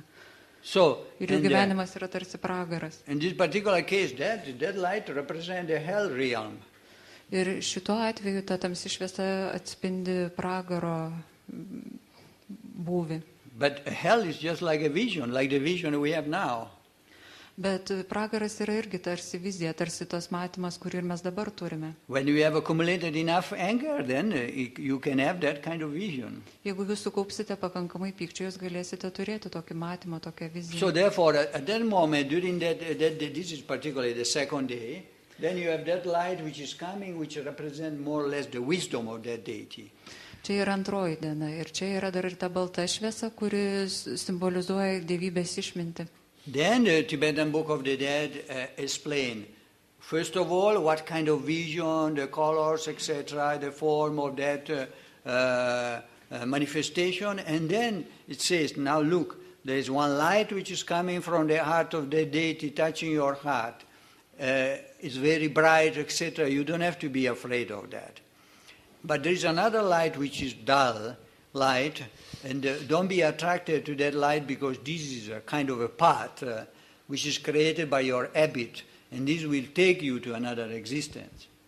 Ir tuomet Tibeto mirusiųjų knygoje paaiškinamos įvairios tos visos apraiškos, šviesos ir spalvos, ir tada sakoma, pažiūrėk, iš dievybės širdies į tavo širdį sklinda tokia skaidri, vaiski šviesa, nebijok jos. Ir yra dar ir kita šviesa, kuri yra žymiai blausesnė, nekreipk ją dėmesio, nesek ją, nes jinai veda tik į atgimimą vienoje iš tų būties. But this deity which appear, like again I want to say, going back, this is one of them, is not something like outside ourselves. Ir čia ta dievybė, kuri pasireiškia, aš vėl noriu prie to sugrįžti, ji pasireiškia ne kaip kažkas išorėje. We have some kind of vision, but that is something is not real. It's like our own, something that manifests from within. Mes tai matome tarsi viziją, tai tarsi kažkas, kas kyla iš mūsų. It's a kind of an illusion, no? Tarsi tam tikra iliuzija. For example, when you may be in the house and with your girlfriend, and at a certain point your girlfriend or your boyfriend receive a phone call. Pavyzdžiui, jūs esat panašiai kaip ir, pavyzdžiui, kad jūs esate kambaryje su savo mergina ar vaikinu ir staiga jūsų mergina ar vaikinas, kažkas jam skambina. And if you are a jealous person, then you can, that hearing something become a condition for you to have maybe an image thinking, oh, my girlfriend, she's speaking with someone else, she's betraying me or something. Ir tuomet, jeigu jūs esate pavydus žmogus, jums gali kilti tokia vizija ir kad, mano mergina, jinai su kažkuo kalba, jinai mane išduoda. Maybe it's true. Galbūt tai but tiesa. also it could also not be true, just your fantasy, no? Bet gali būti tiesa, bet gali būti ir visai ne, gali būti jūsų fantazija. It's not any time your girlfriend is talking with someone that she is talking with another man with whom she sleep with, no?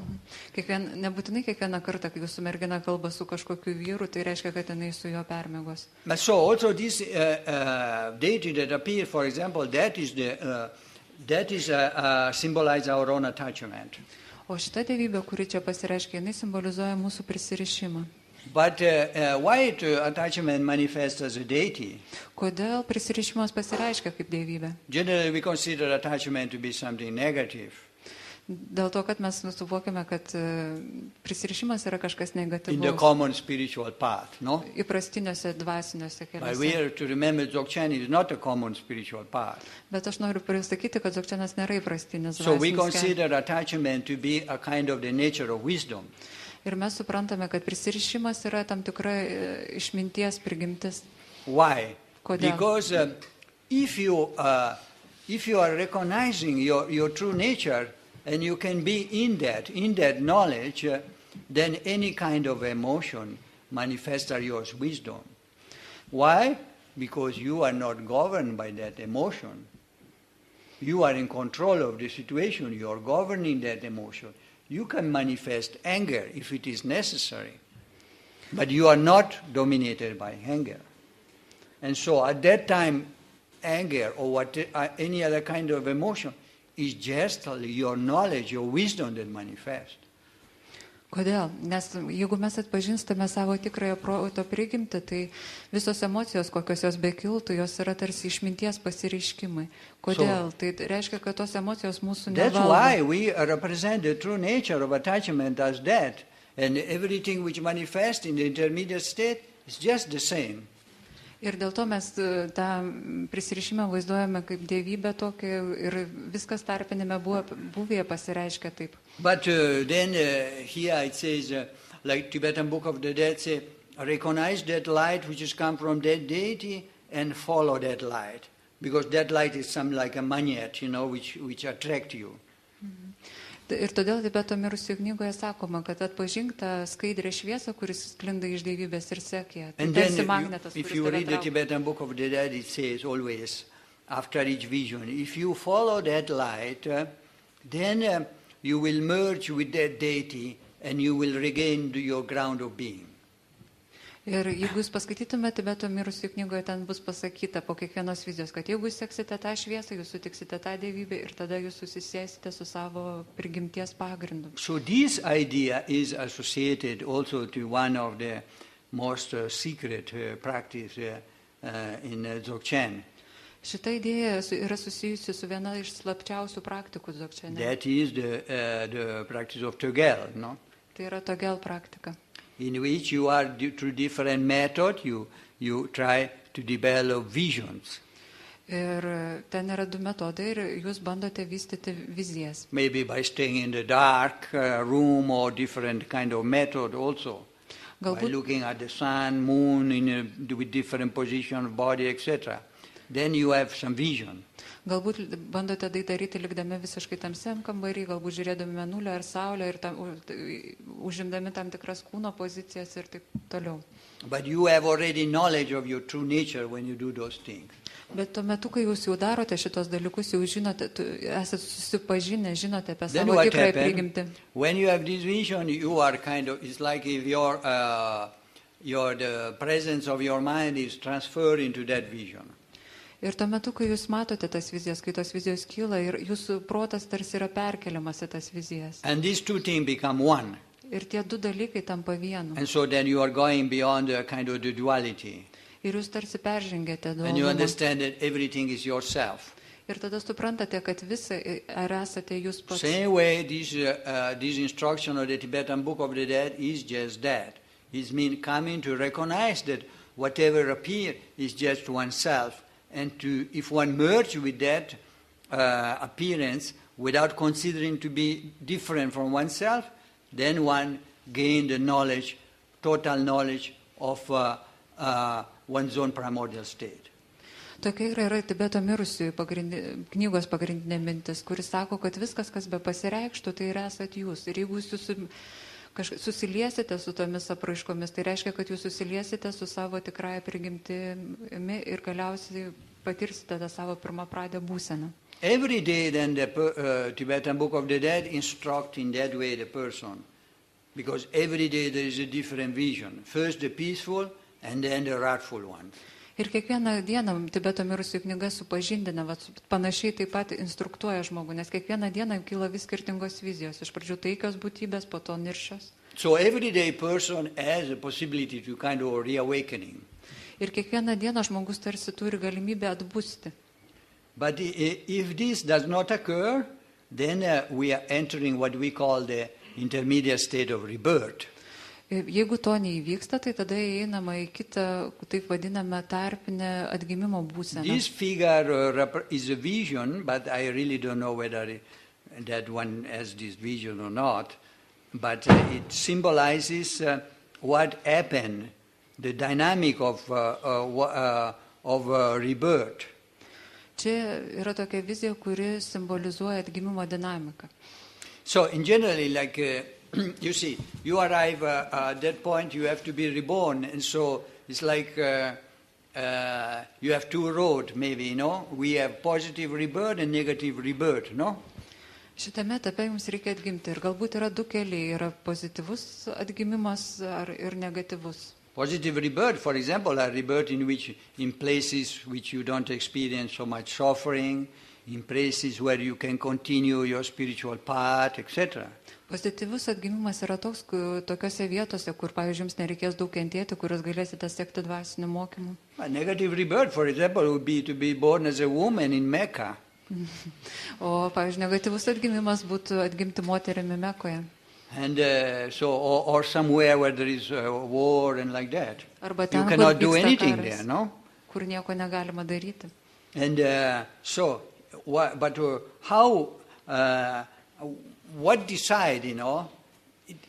What decide the way we go is what we have done in the life, no? Bet kas tai nulėmė? Tai nulėmė tai, ką mes darėme gyvenimą. Because what we do in the life, what the Buddhists call the karma, it means that when you do some action, there is some kind of trace which remain in your mind, and that is a kind of habit or a kind of potential which remain there. Budistai tradiciškai kalba apie karmą. Karma tai reiškia tai, kad jeigu jūs darėte kažkokius veiksmus, tai tas tam tikras pėdsakas išlieka kaip tam tikras įprotis. So this is a kind of a judgment, basically, you know. Čia yra tarsi toksai But of course this judgment vertinimas, occurs sprendimas. without any judge. Bet šitas teismas arba sprendimas, vertinimas Although vyksta be here teisėjo. there is a judge, but that judge symbolizes the principle that that person there, we call the Lord of Dead in the middle, symbolize the principle that when you do an action, that action has definitely its result, good or bad, depending on the nature of what you do.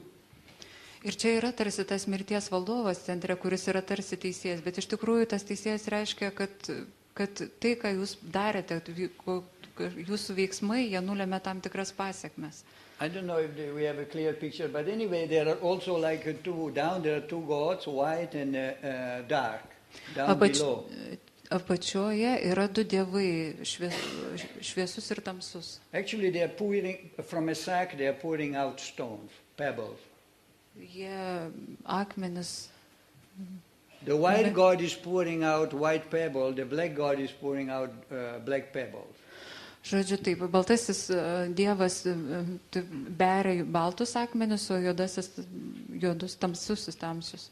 So this white god represents one's good consciousness, and the black god represents one's bad consciousness.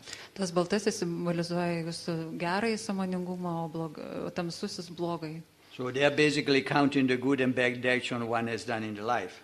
Tai reiškia, jie tarsi taip skaičiuoja jūsų gerus ir blogus darbus, kuriuos Actually, padarėte it's just a gyvenime. symbol because there's no need to count anything because we are like a computer which is, already programmed in a certain way because of our action. Bet iš tiesų tai nėra ko skaičiuoti, čia yra tik simbolis, nes iš tiesų mes esame tarsi kompiuteris, kurį mūsų veiksmai tam tikrų būdų išprogramuoja. On the top of that there is another symbol. You see on this side there is a kind of god which has the face of a monkey. Ir iš šitoje pusėje yra Dievas, kuris turi tarsi beždžionės veidą. And he has a wooden slate. Ir jis turi medinę. And on that wooden slate also, whatever we have done is recorded. Aha, jis turi tokią medinę lentelę ir ten tarsi ir yra užrašyta viskas, ką mes Also padarėme. that in the middle, Lord of Death in the middle, he has a mirror. The round is a mirror. Ir tas mirties viešpats centre turi apvalų veidrodį. So mirror is like used as an object of divination, no? Veidrodis naudojamas būrimui. Some people can, when they look at the mirror, they can see different images. Žmonės žiūrėdami į veidrodį gali matyti skirtingus vaizdus. And then maybe they can predict something. Ir gali galbūt pagal tai kažką prognozuoti. Some people have this kind of capacity, no? Not many, but some have. Kai kurie žmonės turi tokių gebėjimų. I remember when I was living in India, near where I was staying, there was a kind of teacher. Prisimenu, kai gyvenau Indijoje, netoli tos vietos, kur gyveno toks mokytojas. He was not particularly famous, Jis nebuvo ypatingai but not žymus. very educated, very highly educated, but he had some kind of power like that. Jis nebuvo labai išsilavinęs, bet turėjo tam tikros jėgos. So when somebody was asking him something, Kai kas nors jo ko nors and then he klausdavo, would just show the palm of the hand, ir jis tada tik parodydavo savo delną, and people atsukdavo. looking in the palm of the hand, they would see a kind of a movie or about what they have asked. Ir tada žmonės tame delne pamatydavo tarsi tokį filmą apie tai, ko jie klausė. So now that guy, the white guy, which is with the hand like that, is the dead person. Tas vyrukas, taip susidėjęs rankas, baltas, tai yra miręs žmogus. Of course, he tried to lie, saying, I didn't do anything bad in the life, etc. Aišku, jis bando pameluoti, jis bando pasakyti, kad jis nepadarė nieko blogo savo Like gyvenime. nowadays, when you see the politician in the TV, politicians which are charged of corruption, etc. Tai panašiai kaip ir dabar politikai per televiziją, kurie Then they are interviewed, and then in the television they say, "Oh no, I haven't done anything. I will prove that I am clean in the courtroom." kurie yra kaltinami korupcija, sako, ne, aš nieko niekada nedariau ir aš tikrai rodysiu savo But teisumą that Lord teisme. of Death, as the mirror, he can see everything. Bet kadangi tas mirties viešpats turi veidrodį, jis gali viską So this is matyti. just like a symbol that represents how one is reborn, Čia- automatically. Čia yra tai tarsi simbolis to, kaip atgimstama automatiškai. And then at this point, really, all the habits and impression that one has created during the life manifest. Ir tuo metu, kai visos tos įspūdžiai ir tie įpročiai, kurie buvo suformuoti gyvenime, kaip jie pasireiškia. Manifest, and then one has different kind of experiences, also kind of terrible experiences. Jie pasireiškia kaip patirtis ir gali pasireikšti kaip baisios patirtis. And for example, here you see that first person touched by 6 light. This means each light is a part for a different kind of rebirth. Čia jūs matote žmogų, į kurį ar iš kurios sklinda šešios šviesos, 6 rūšių šviesos ir tai jos simbolizuoja skirtingus kelius, kaip galima atgimti. That other square with the white mountain symbolizes that you can go up, you can go down, or you can go straight. So that means if you have that impression while you are there, it means that you will have a different kind of rebirth. Positive one, negative one, and a kind of neutral. Ir čia kitame kvadrate, kur parodytas kalnas, į viršų lipantis žmogus žemyn ir einantis tiesiai. Tai irgi reiškia tarsi tokias galimybės, kad gali atgimti geresnioj būsenoj, blogesnioj arba tokioj neutralioj. And so then the next picture shows different kind of experiences which are really terrible because one feels that one is chased by a mob of people. Čia kitame paveikslėlyje vaizduojamas tokie gana baisios patirtis, kai žmogus jaučiasi tarsi būtų persekiojamas. They say strike, kill him, like people in a war. Panašiai kaip kare, jie šaukia tie persekiotojai, nužudyk jį. No, this is not real, but one feels like if it is real. Tai nėra realu, bet tai patiriama kaip realu. Sometimes also like you may have a dream of having killed someone. Kartais jūs galite susapnuoti sapną, kad kažką nužudėte. And then you feel so bad, oh, I killed someone. Ir jūs tada taip blogai jaučiatės, nes kažką And then you are nužudėte. relieved when you wake up and you know, oh, it's not real. Ir tada, kai atsibundate, jūs ištinka palengvėjimas, nes tai nebuvo realu. Maybe there are also cases in which you wake up and you think, oh, it's not real, it was good if it was real. Aišku, gali būti ir tokiu atveju, kad kai atsibundate, jūs galvojat, o, kaip gaila, kad tai nerealu. So I would have got rid of that person Aš sutikčiau su to žmogu. who is bothering me. But in any case, I remember, for example, when I was a child, I have always the dream of being, of running away from the police, and the police was after me. Kai buvau vaikas, dažnai sapnuodavau sapną, kad aš bėgu, o mane vejasi policija. But so when you are experiencing those things are not real, but still you have fear. Nors ir suprantate, kad tai nėra realu, bet tai jūs išgyvenate baimę. So that same thing, it happened. Here you have fear, and at the end, you just look for some body, some place where you can be reborn and escape from that situation. Ir čia yra panašiai, čia jūs išgyvenate didžiulę baimę ir ieškote tarsi kažkokio kūno, kur jūs galėtumėte pabėgti, kūno, kuriame galėtumėte atgimti. Then at each stage, the Tibetan Book of the Dead would advise the person, now you are being followed by a mob, recognize that this is not real, etc. There are all instructions for each vision. Ir kiekvienoje stadijoje Tibeto mirusių knyga vis instruktuoja, bet sako, dabar tave persekioja kažkokia grupuotė, tu nebijok, tai nėra realu. Yra instrukcija kiekvienai vizijai. So therefore here and then, you see this is not very clear, but in the square below there are kind of a man or a woman doing some kind of activity.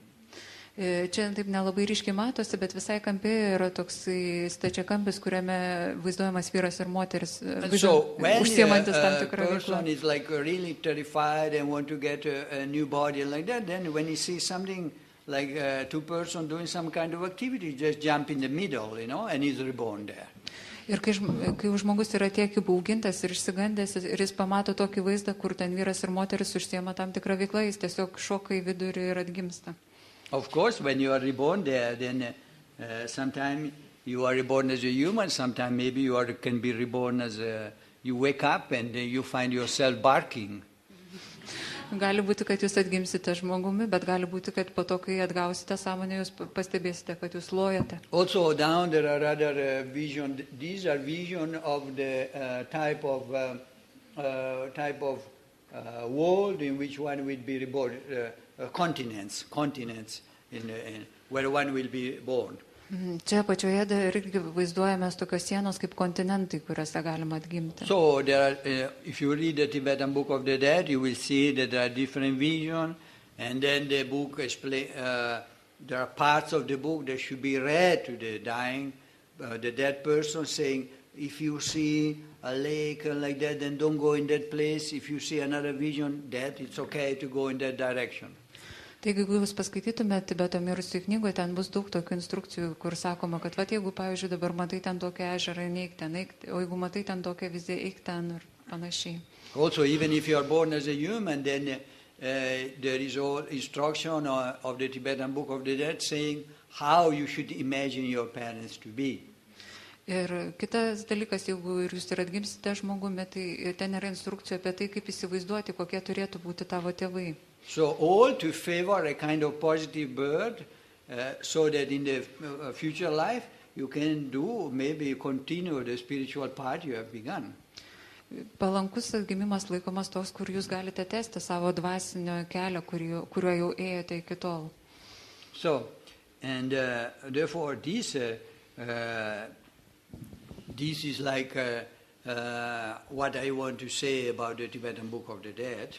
Tai yra tai, ką norėjau pasakyti apie Tibeto mirusiųjų knygą. So Tibetan Book of the Dead is meaningful for us if in this life we try to understand something. Tibeto mirusiųjų knyga yra mums prasminga tuomet, jeigu bandome kažką daryti gyvenime. Otherwise it just like become another book we read. It's a kind of strange, almost crazy kind of book to read and put it down. Kitu atveju tai yra tiesiog kažkokia keista knyga, kurią perskaitai ir padedi į šoną. But it embodies the wisdom, some kind of wisdom, the Tibetan Book of the Dead, that can be discovered. Tačiau Tibeto mirusiųjų knyga įkūnija tam tikrą išmintį, kuri gali būti atrasta. And usually like we cannot live just as animals, no? Mes negalime gyventi taip tarsi gyvūnai. That you get your food and so forth and you just take care of yourself or your family, then at the end of the life you die. It's a kind of miserable. Rūpintis tik tai maistu, rūpintis tik savimi, savo šeima ir tiesiog gyvenimo pabaigoje numirti ir tai yra toks varganas gyvenimas. You have to die like a lion. Jūs turite mirti tarsi liūtas. And then if to die in that way, you have to prepare yourself somehow during the life. Ir tam, kad taip numirtumėt, jums reikia ruoštis tam jau gyvenimo eigoje. Okay, that's all. I don't want to tire you more. Tai viskas, nenoriu jūsų daugiau varginti.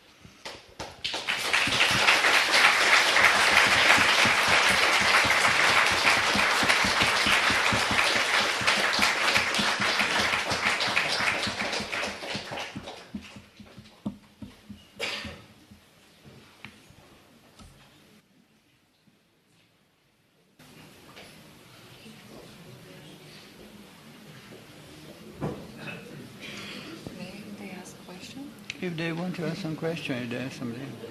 Jeigu yra klausimų, galit paklausti.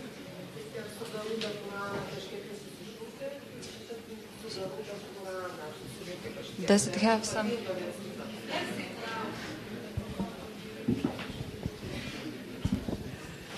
Ar Garuda Purana papildo šitą veikalą, ar viens kitą papildo, ar čia panašu kažkas, ar gal ką nors gali pasakyti dėl Garuda Puranos? Maybe you can say something regarding Garuda Purana. Does it have some connection with this book? Does it somehow... Which is the Purana? Garuda Purana. I am not sure. I didn't study that. Aš nežinau, aš nestudijavau to.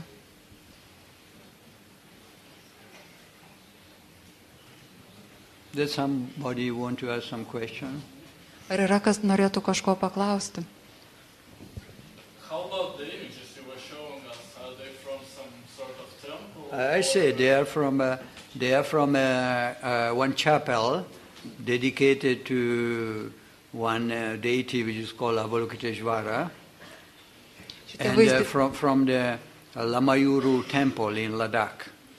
Šitie vaizdiniai, kuriuos rodžiau, jie yra iš vienos šventyklos skirtos Avalokiteshvarai ir tai yra iš Lamajūrų Ladake.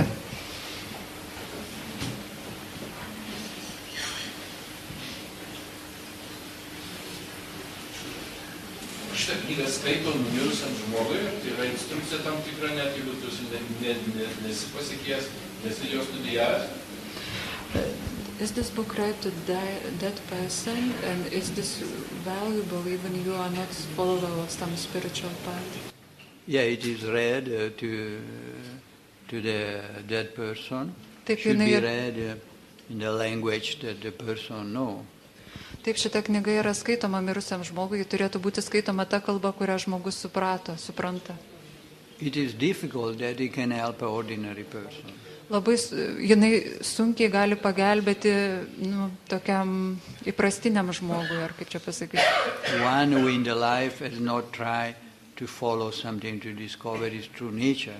Tokiam, kuris savo gyvenimo eigoje nebandė atrasti tikrosios prigimties. Bet šansas yra. But there is a chance. Is there a chance? There are other methods of assisting ordinary persons. Yra kiti būdai, kaip galima padėti žmonėms, įprastiniams žmonėms tokie, kurie nesiekia kažko tai. Aš noriu paklausti apie mirusiojo būseną, jūs ten pasakojate. Ar tokia būsena mirusių srityje buvo visi mirusieji, ar tik tai išskirtiniai? I would like to ask you about the state of after the death. You said that people are remaining in this for 3 days. Does it for everybody applies or just for some exceptional people? Usually the state after death can last different days, but sometimes it takes 49 days. Įprastai ta pomirtinė būsena gali trukti įvairios trukmės. Paprastai jinai gali trukti ir iki 49 dienų. For every person or for just It can vary, but the Tibetan Book of the Dead just say that number as as a standard. Tai gali būti visiems žmonėms. 49 yra tarsi toks standartinis skaičius.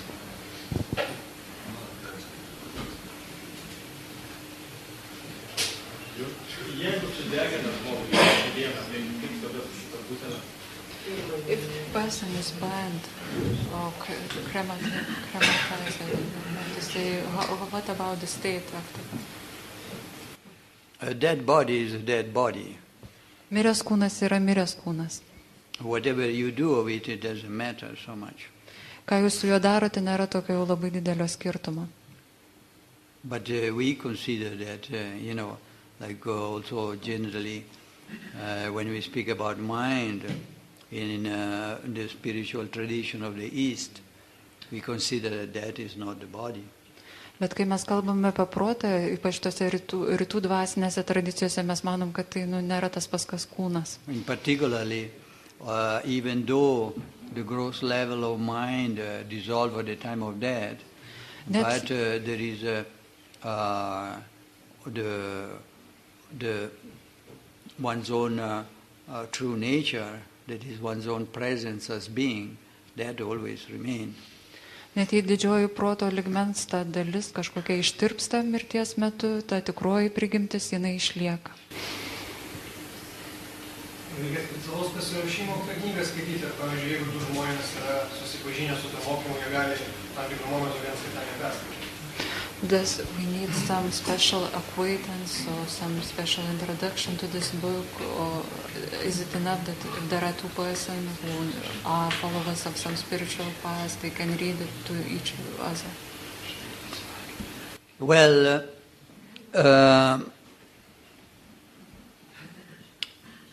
you can try to do something with this.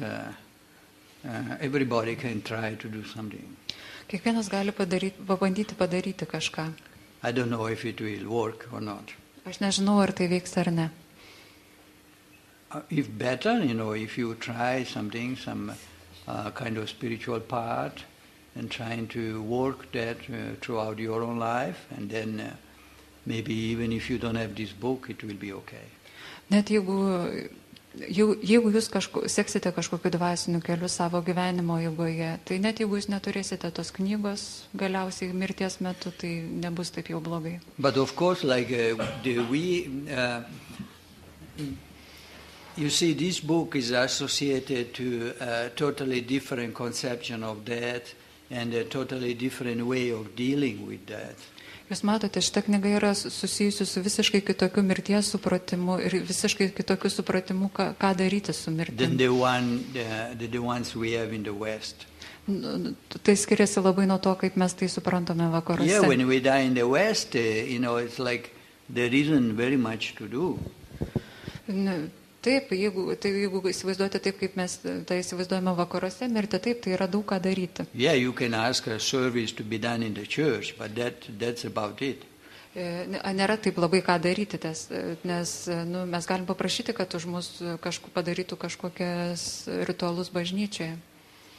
And then you are remaining with the pain and the suffering of having lost a person dear to you.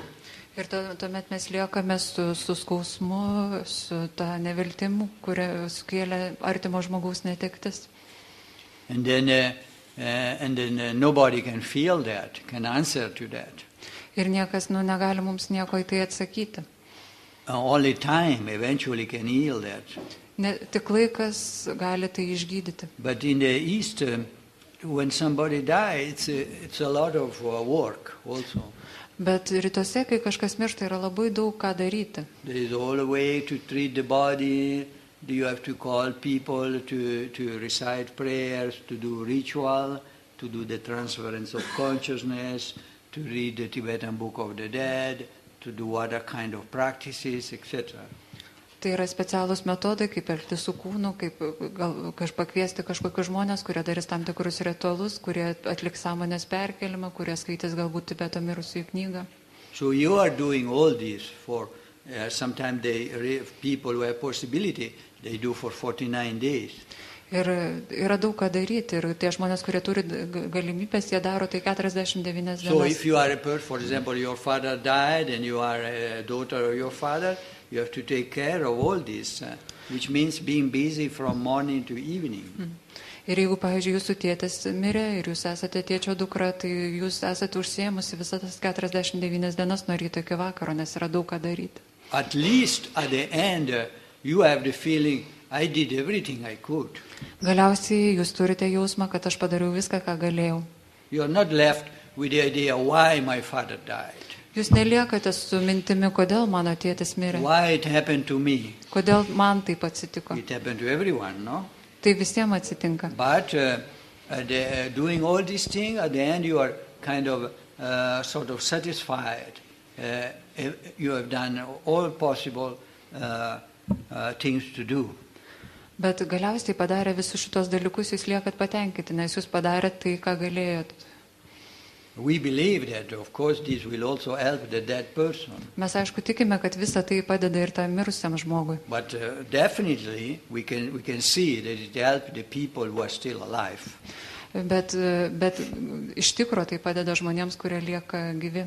But in the West we have a terrible ignorance. Bet vakaruose mes turim tokį gana didelį neišmanimą. So that means all our value about the life have been twisted. Visas mūsų supratimas apie gyvenimo vertę susviruoja.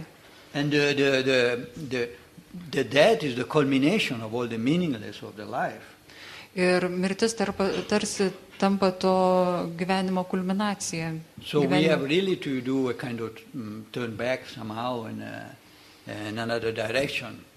Tai mums reikia tarsi atsigręžti kitą kryptimį. Sakykit, prašau, kodėl jūs pasakodamas apie merginės laikotarpį minėjote 49 dienas? Kodėl tas skaičius yra toks atraminis? Why you mentioning 49 days when you are telling about this post-mortal state? It's not me who mentioned, but the Tibetan Book of the Dead. Čia ne aš miniu tas 49 dienas, tai minima toje knygoje. Ar ši knyga, gal žinau, vieno žmogaus asmeninė patirtis aprašyta, ar per kažkurį laiką kelių ar daugelio? In this book, maybe you know, is it the experience of one person described, or maybe there is experiences of different persons connected? This is like actually, this book originally has been written in the 8th century. Šita knyga buvo parašyta 8 amžiuje. And there is a knowledge about the process of death, which is found, for example, in ancient Buddhist books. Šioje knygoje yra tos senosios žinios apie mirtį, kurios randamos senuosiuose budistiniuose tekstuose. United to the knowledge of the process of death, etc., which is explained in what is called the tantric literature. Jos yra apjungtos su tomis žiniomis apie pomirtinės patirtis, kurios yra aprašomos tantriniuose tekstuose. And particularly united with this vision of peaceful and wrathful deities. Ir ypač jos yra susietos su ta taikių ir niršių dievybių vizija. So that is like a kind of a sum of experience of many centuries. Tai yra tarsi Knowledge accumulated in many centuries. Tai yra tarsi sankaupa tų patirčių ir žinių, kurios buvo sukauptos per daugelį amžių. But it's not something very far. I have friends, for example, who remember their past life. Pavyzdžiui, aš turiu draugų, kurie prisimena praeitus gyvenimus. They are not crazy. Also, I don't believe easily in those things. Jie nėra išprotėję ir iš tikrųjų aš ir pats nelengvai patikiu tokiais dalykais. I am a very cynical person. I don't believe anything. Aš esu ciniškas žmogus, aš nieko netikiu. But it's for me this thing is much real as when I look around in this room. Bet man tai yra taip pat realus dalykas, taip pat kaip aš ir sėdžiu šitame kambaryje ir žiūriu aplink. I feel just natural, sort of. Aš tai jaučiu kaip natūralų dalyką.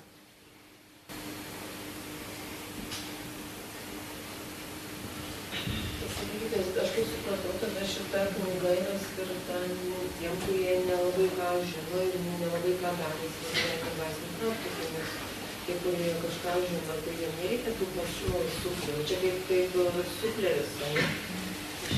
As far as I understood, this book is devoted more for the people who haven't done anything maybe they haven't followed spiritual path. And for those who have followed, they already know without this book what to do. No, it's not true. This is like directed to people who have practiced something. Ne, tai nėra visai tiesa, kaip jūs sakote, nes šita knyga yra skirta tiems žmonėms, kurie savo gyvenime kažką vis dėlto darė. Because you see, now you may be a kind of, you may be trying to do follow some kind of spiritual path. Jūs galite bandyti eiti kažkokiu dvasiniu keliu. To have some kind of awareness in your life.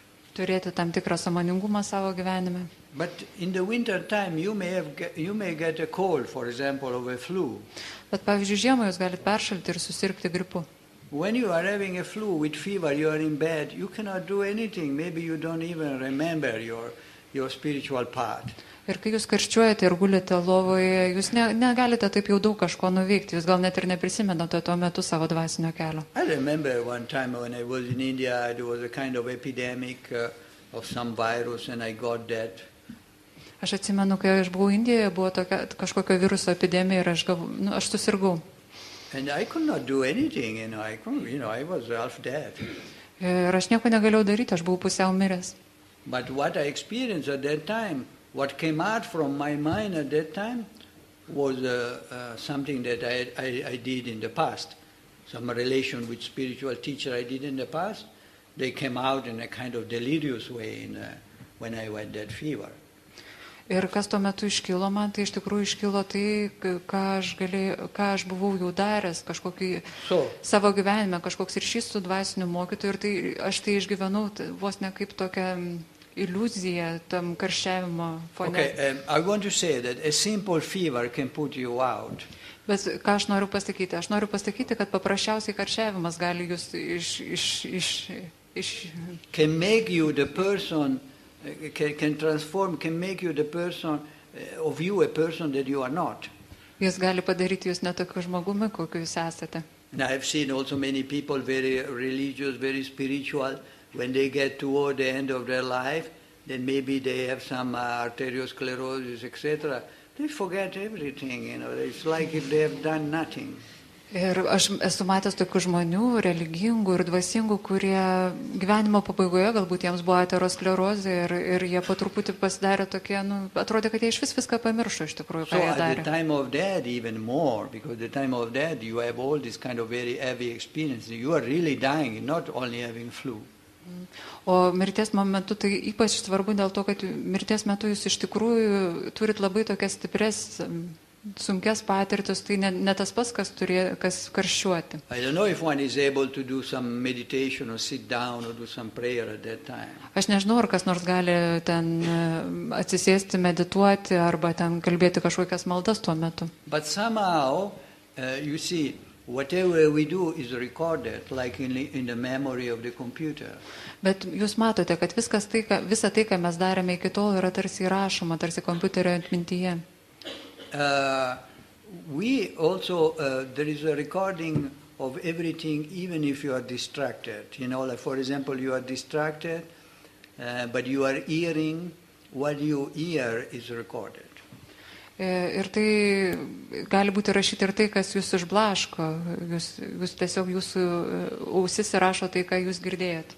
So therefore, maybe when somebody tell you what to do or speak some word, can reawaken that memory that is within yourself. Ir tuomet, jeigu jums kažkas kažką sako, kažkas kažką primena, tai gali pabudinti tą jūsų atmintį apie tai, kad jūs esate, apie tai, ką jūs jau esate daręs savo gyvenimo kelyje. We are working also with memory, with words and symbol sometimes to reawaken something. Kartais mes dirbame su atmintimi, žodžiais, simboliais tam, kad atgaivintumėm kažką. So, of course, the person who is trying to help the dying should kind of be a kind of relaxed person, not a nervous person. who is also a kind of spiritual practitioner, and then can somehow try to connect with the dying and try to help. And with words, try to reawaken the memory of what that person has done in a moment in which the decaying of the body is suppressing that memory. Ir aišku, būtų gerai, kad tas žmogus, kuris padeda mirštančiam, būtų atsipalaidavęs ir ne kažkoks nervingas, ir būtų gerai, kad jis pats būtų dvasinis praktikuotojas.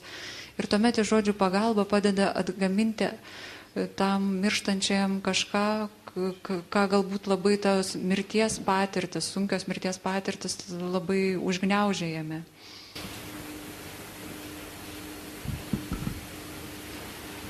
Ar pastovi dvasinė praktika neužgarantuoja pasvarumo mentaliniams ir fiziniams virusams?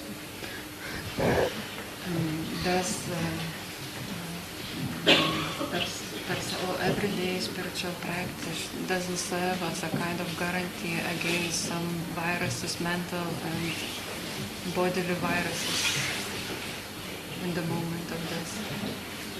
No, it doesn't guarantee, of course not. Neaišku, kad tai negarantuoja. But still, as I say, that there is we believe the memory is not just associated to the body. Memory is associated to the mind. Bet taip aišku negarantuoja, bet kaip aš sakiau, atmintis yra susijusi ne tik su kūnu, bet ir su protu. You can reawaken it from the mind. Ir jūs ją galite atgaivinti prote. Like when we have in the dream state, then you can dream various things. You are not working with your own body, but you are dreaming, you are doing things in the dream. Ir pavyzdžiui, kai jūs sapnuojate, jūs galite sapnuoti įvairius dalykus ir jūs nedirbate su savo kūnu, jūs tiesiog sapnuojate ir patiriate. Yes. Jeigu žmogus šiame gyvenime, žemėje yra dažnai laimingas, ar tai reiškia, kad tai praeito gyvenimo nuopelnai? If a person in this life often feels happy, does it mean that he has some accumulation of good things from previous life? Could be. Gali būti. But the important thing is, like you see, like...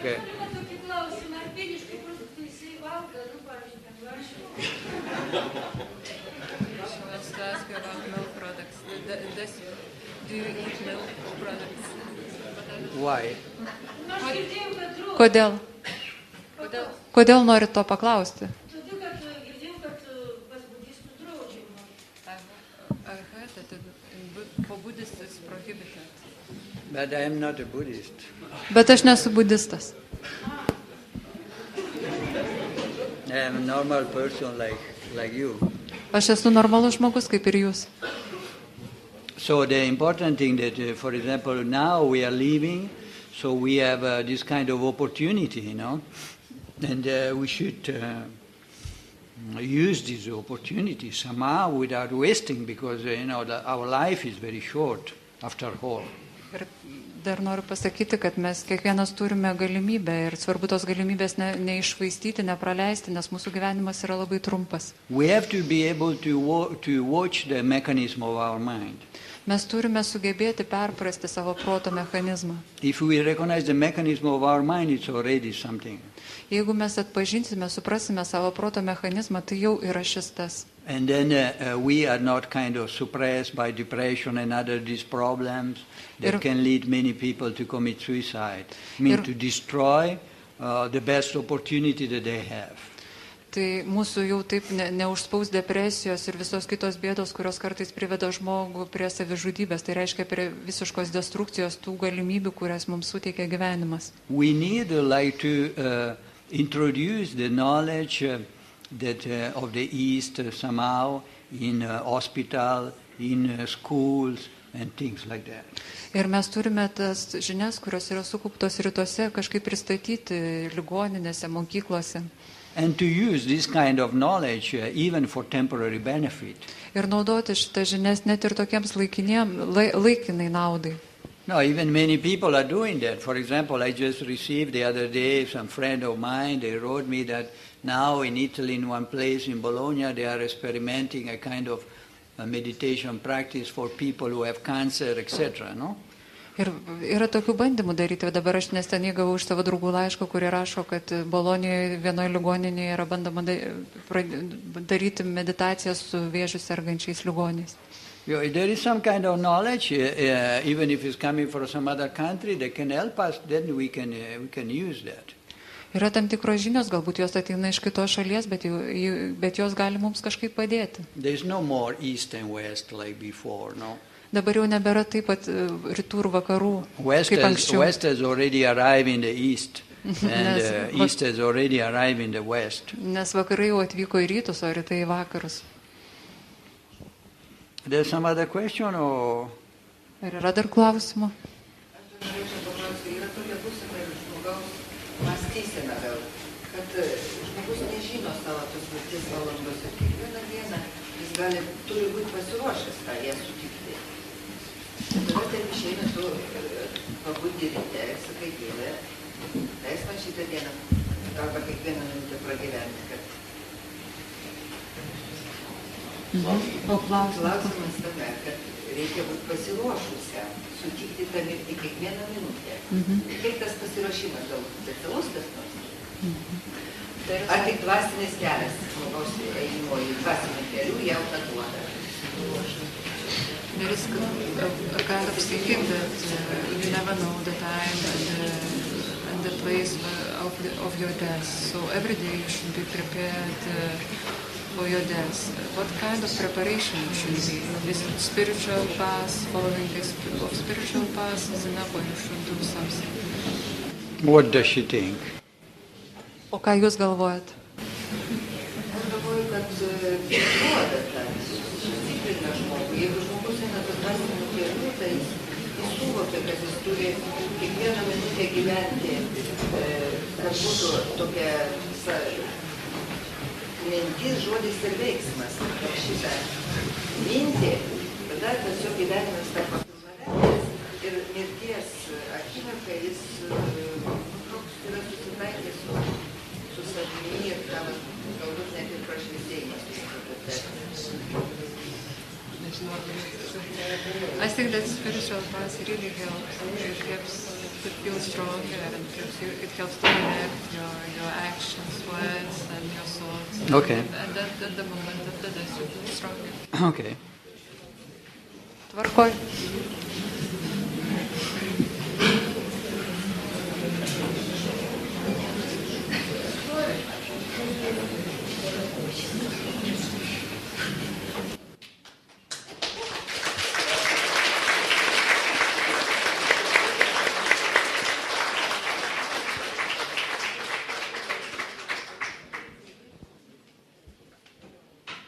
Okay, good night. Gero vakaro.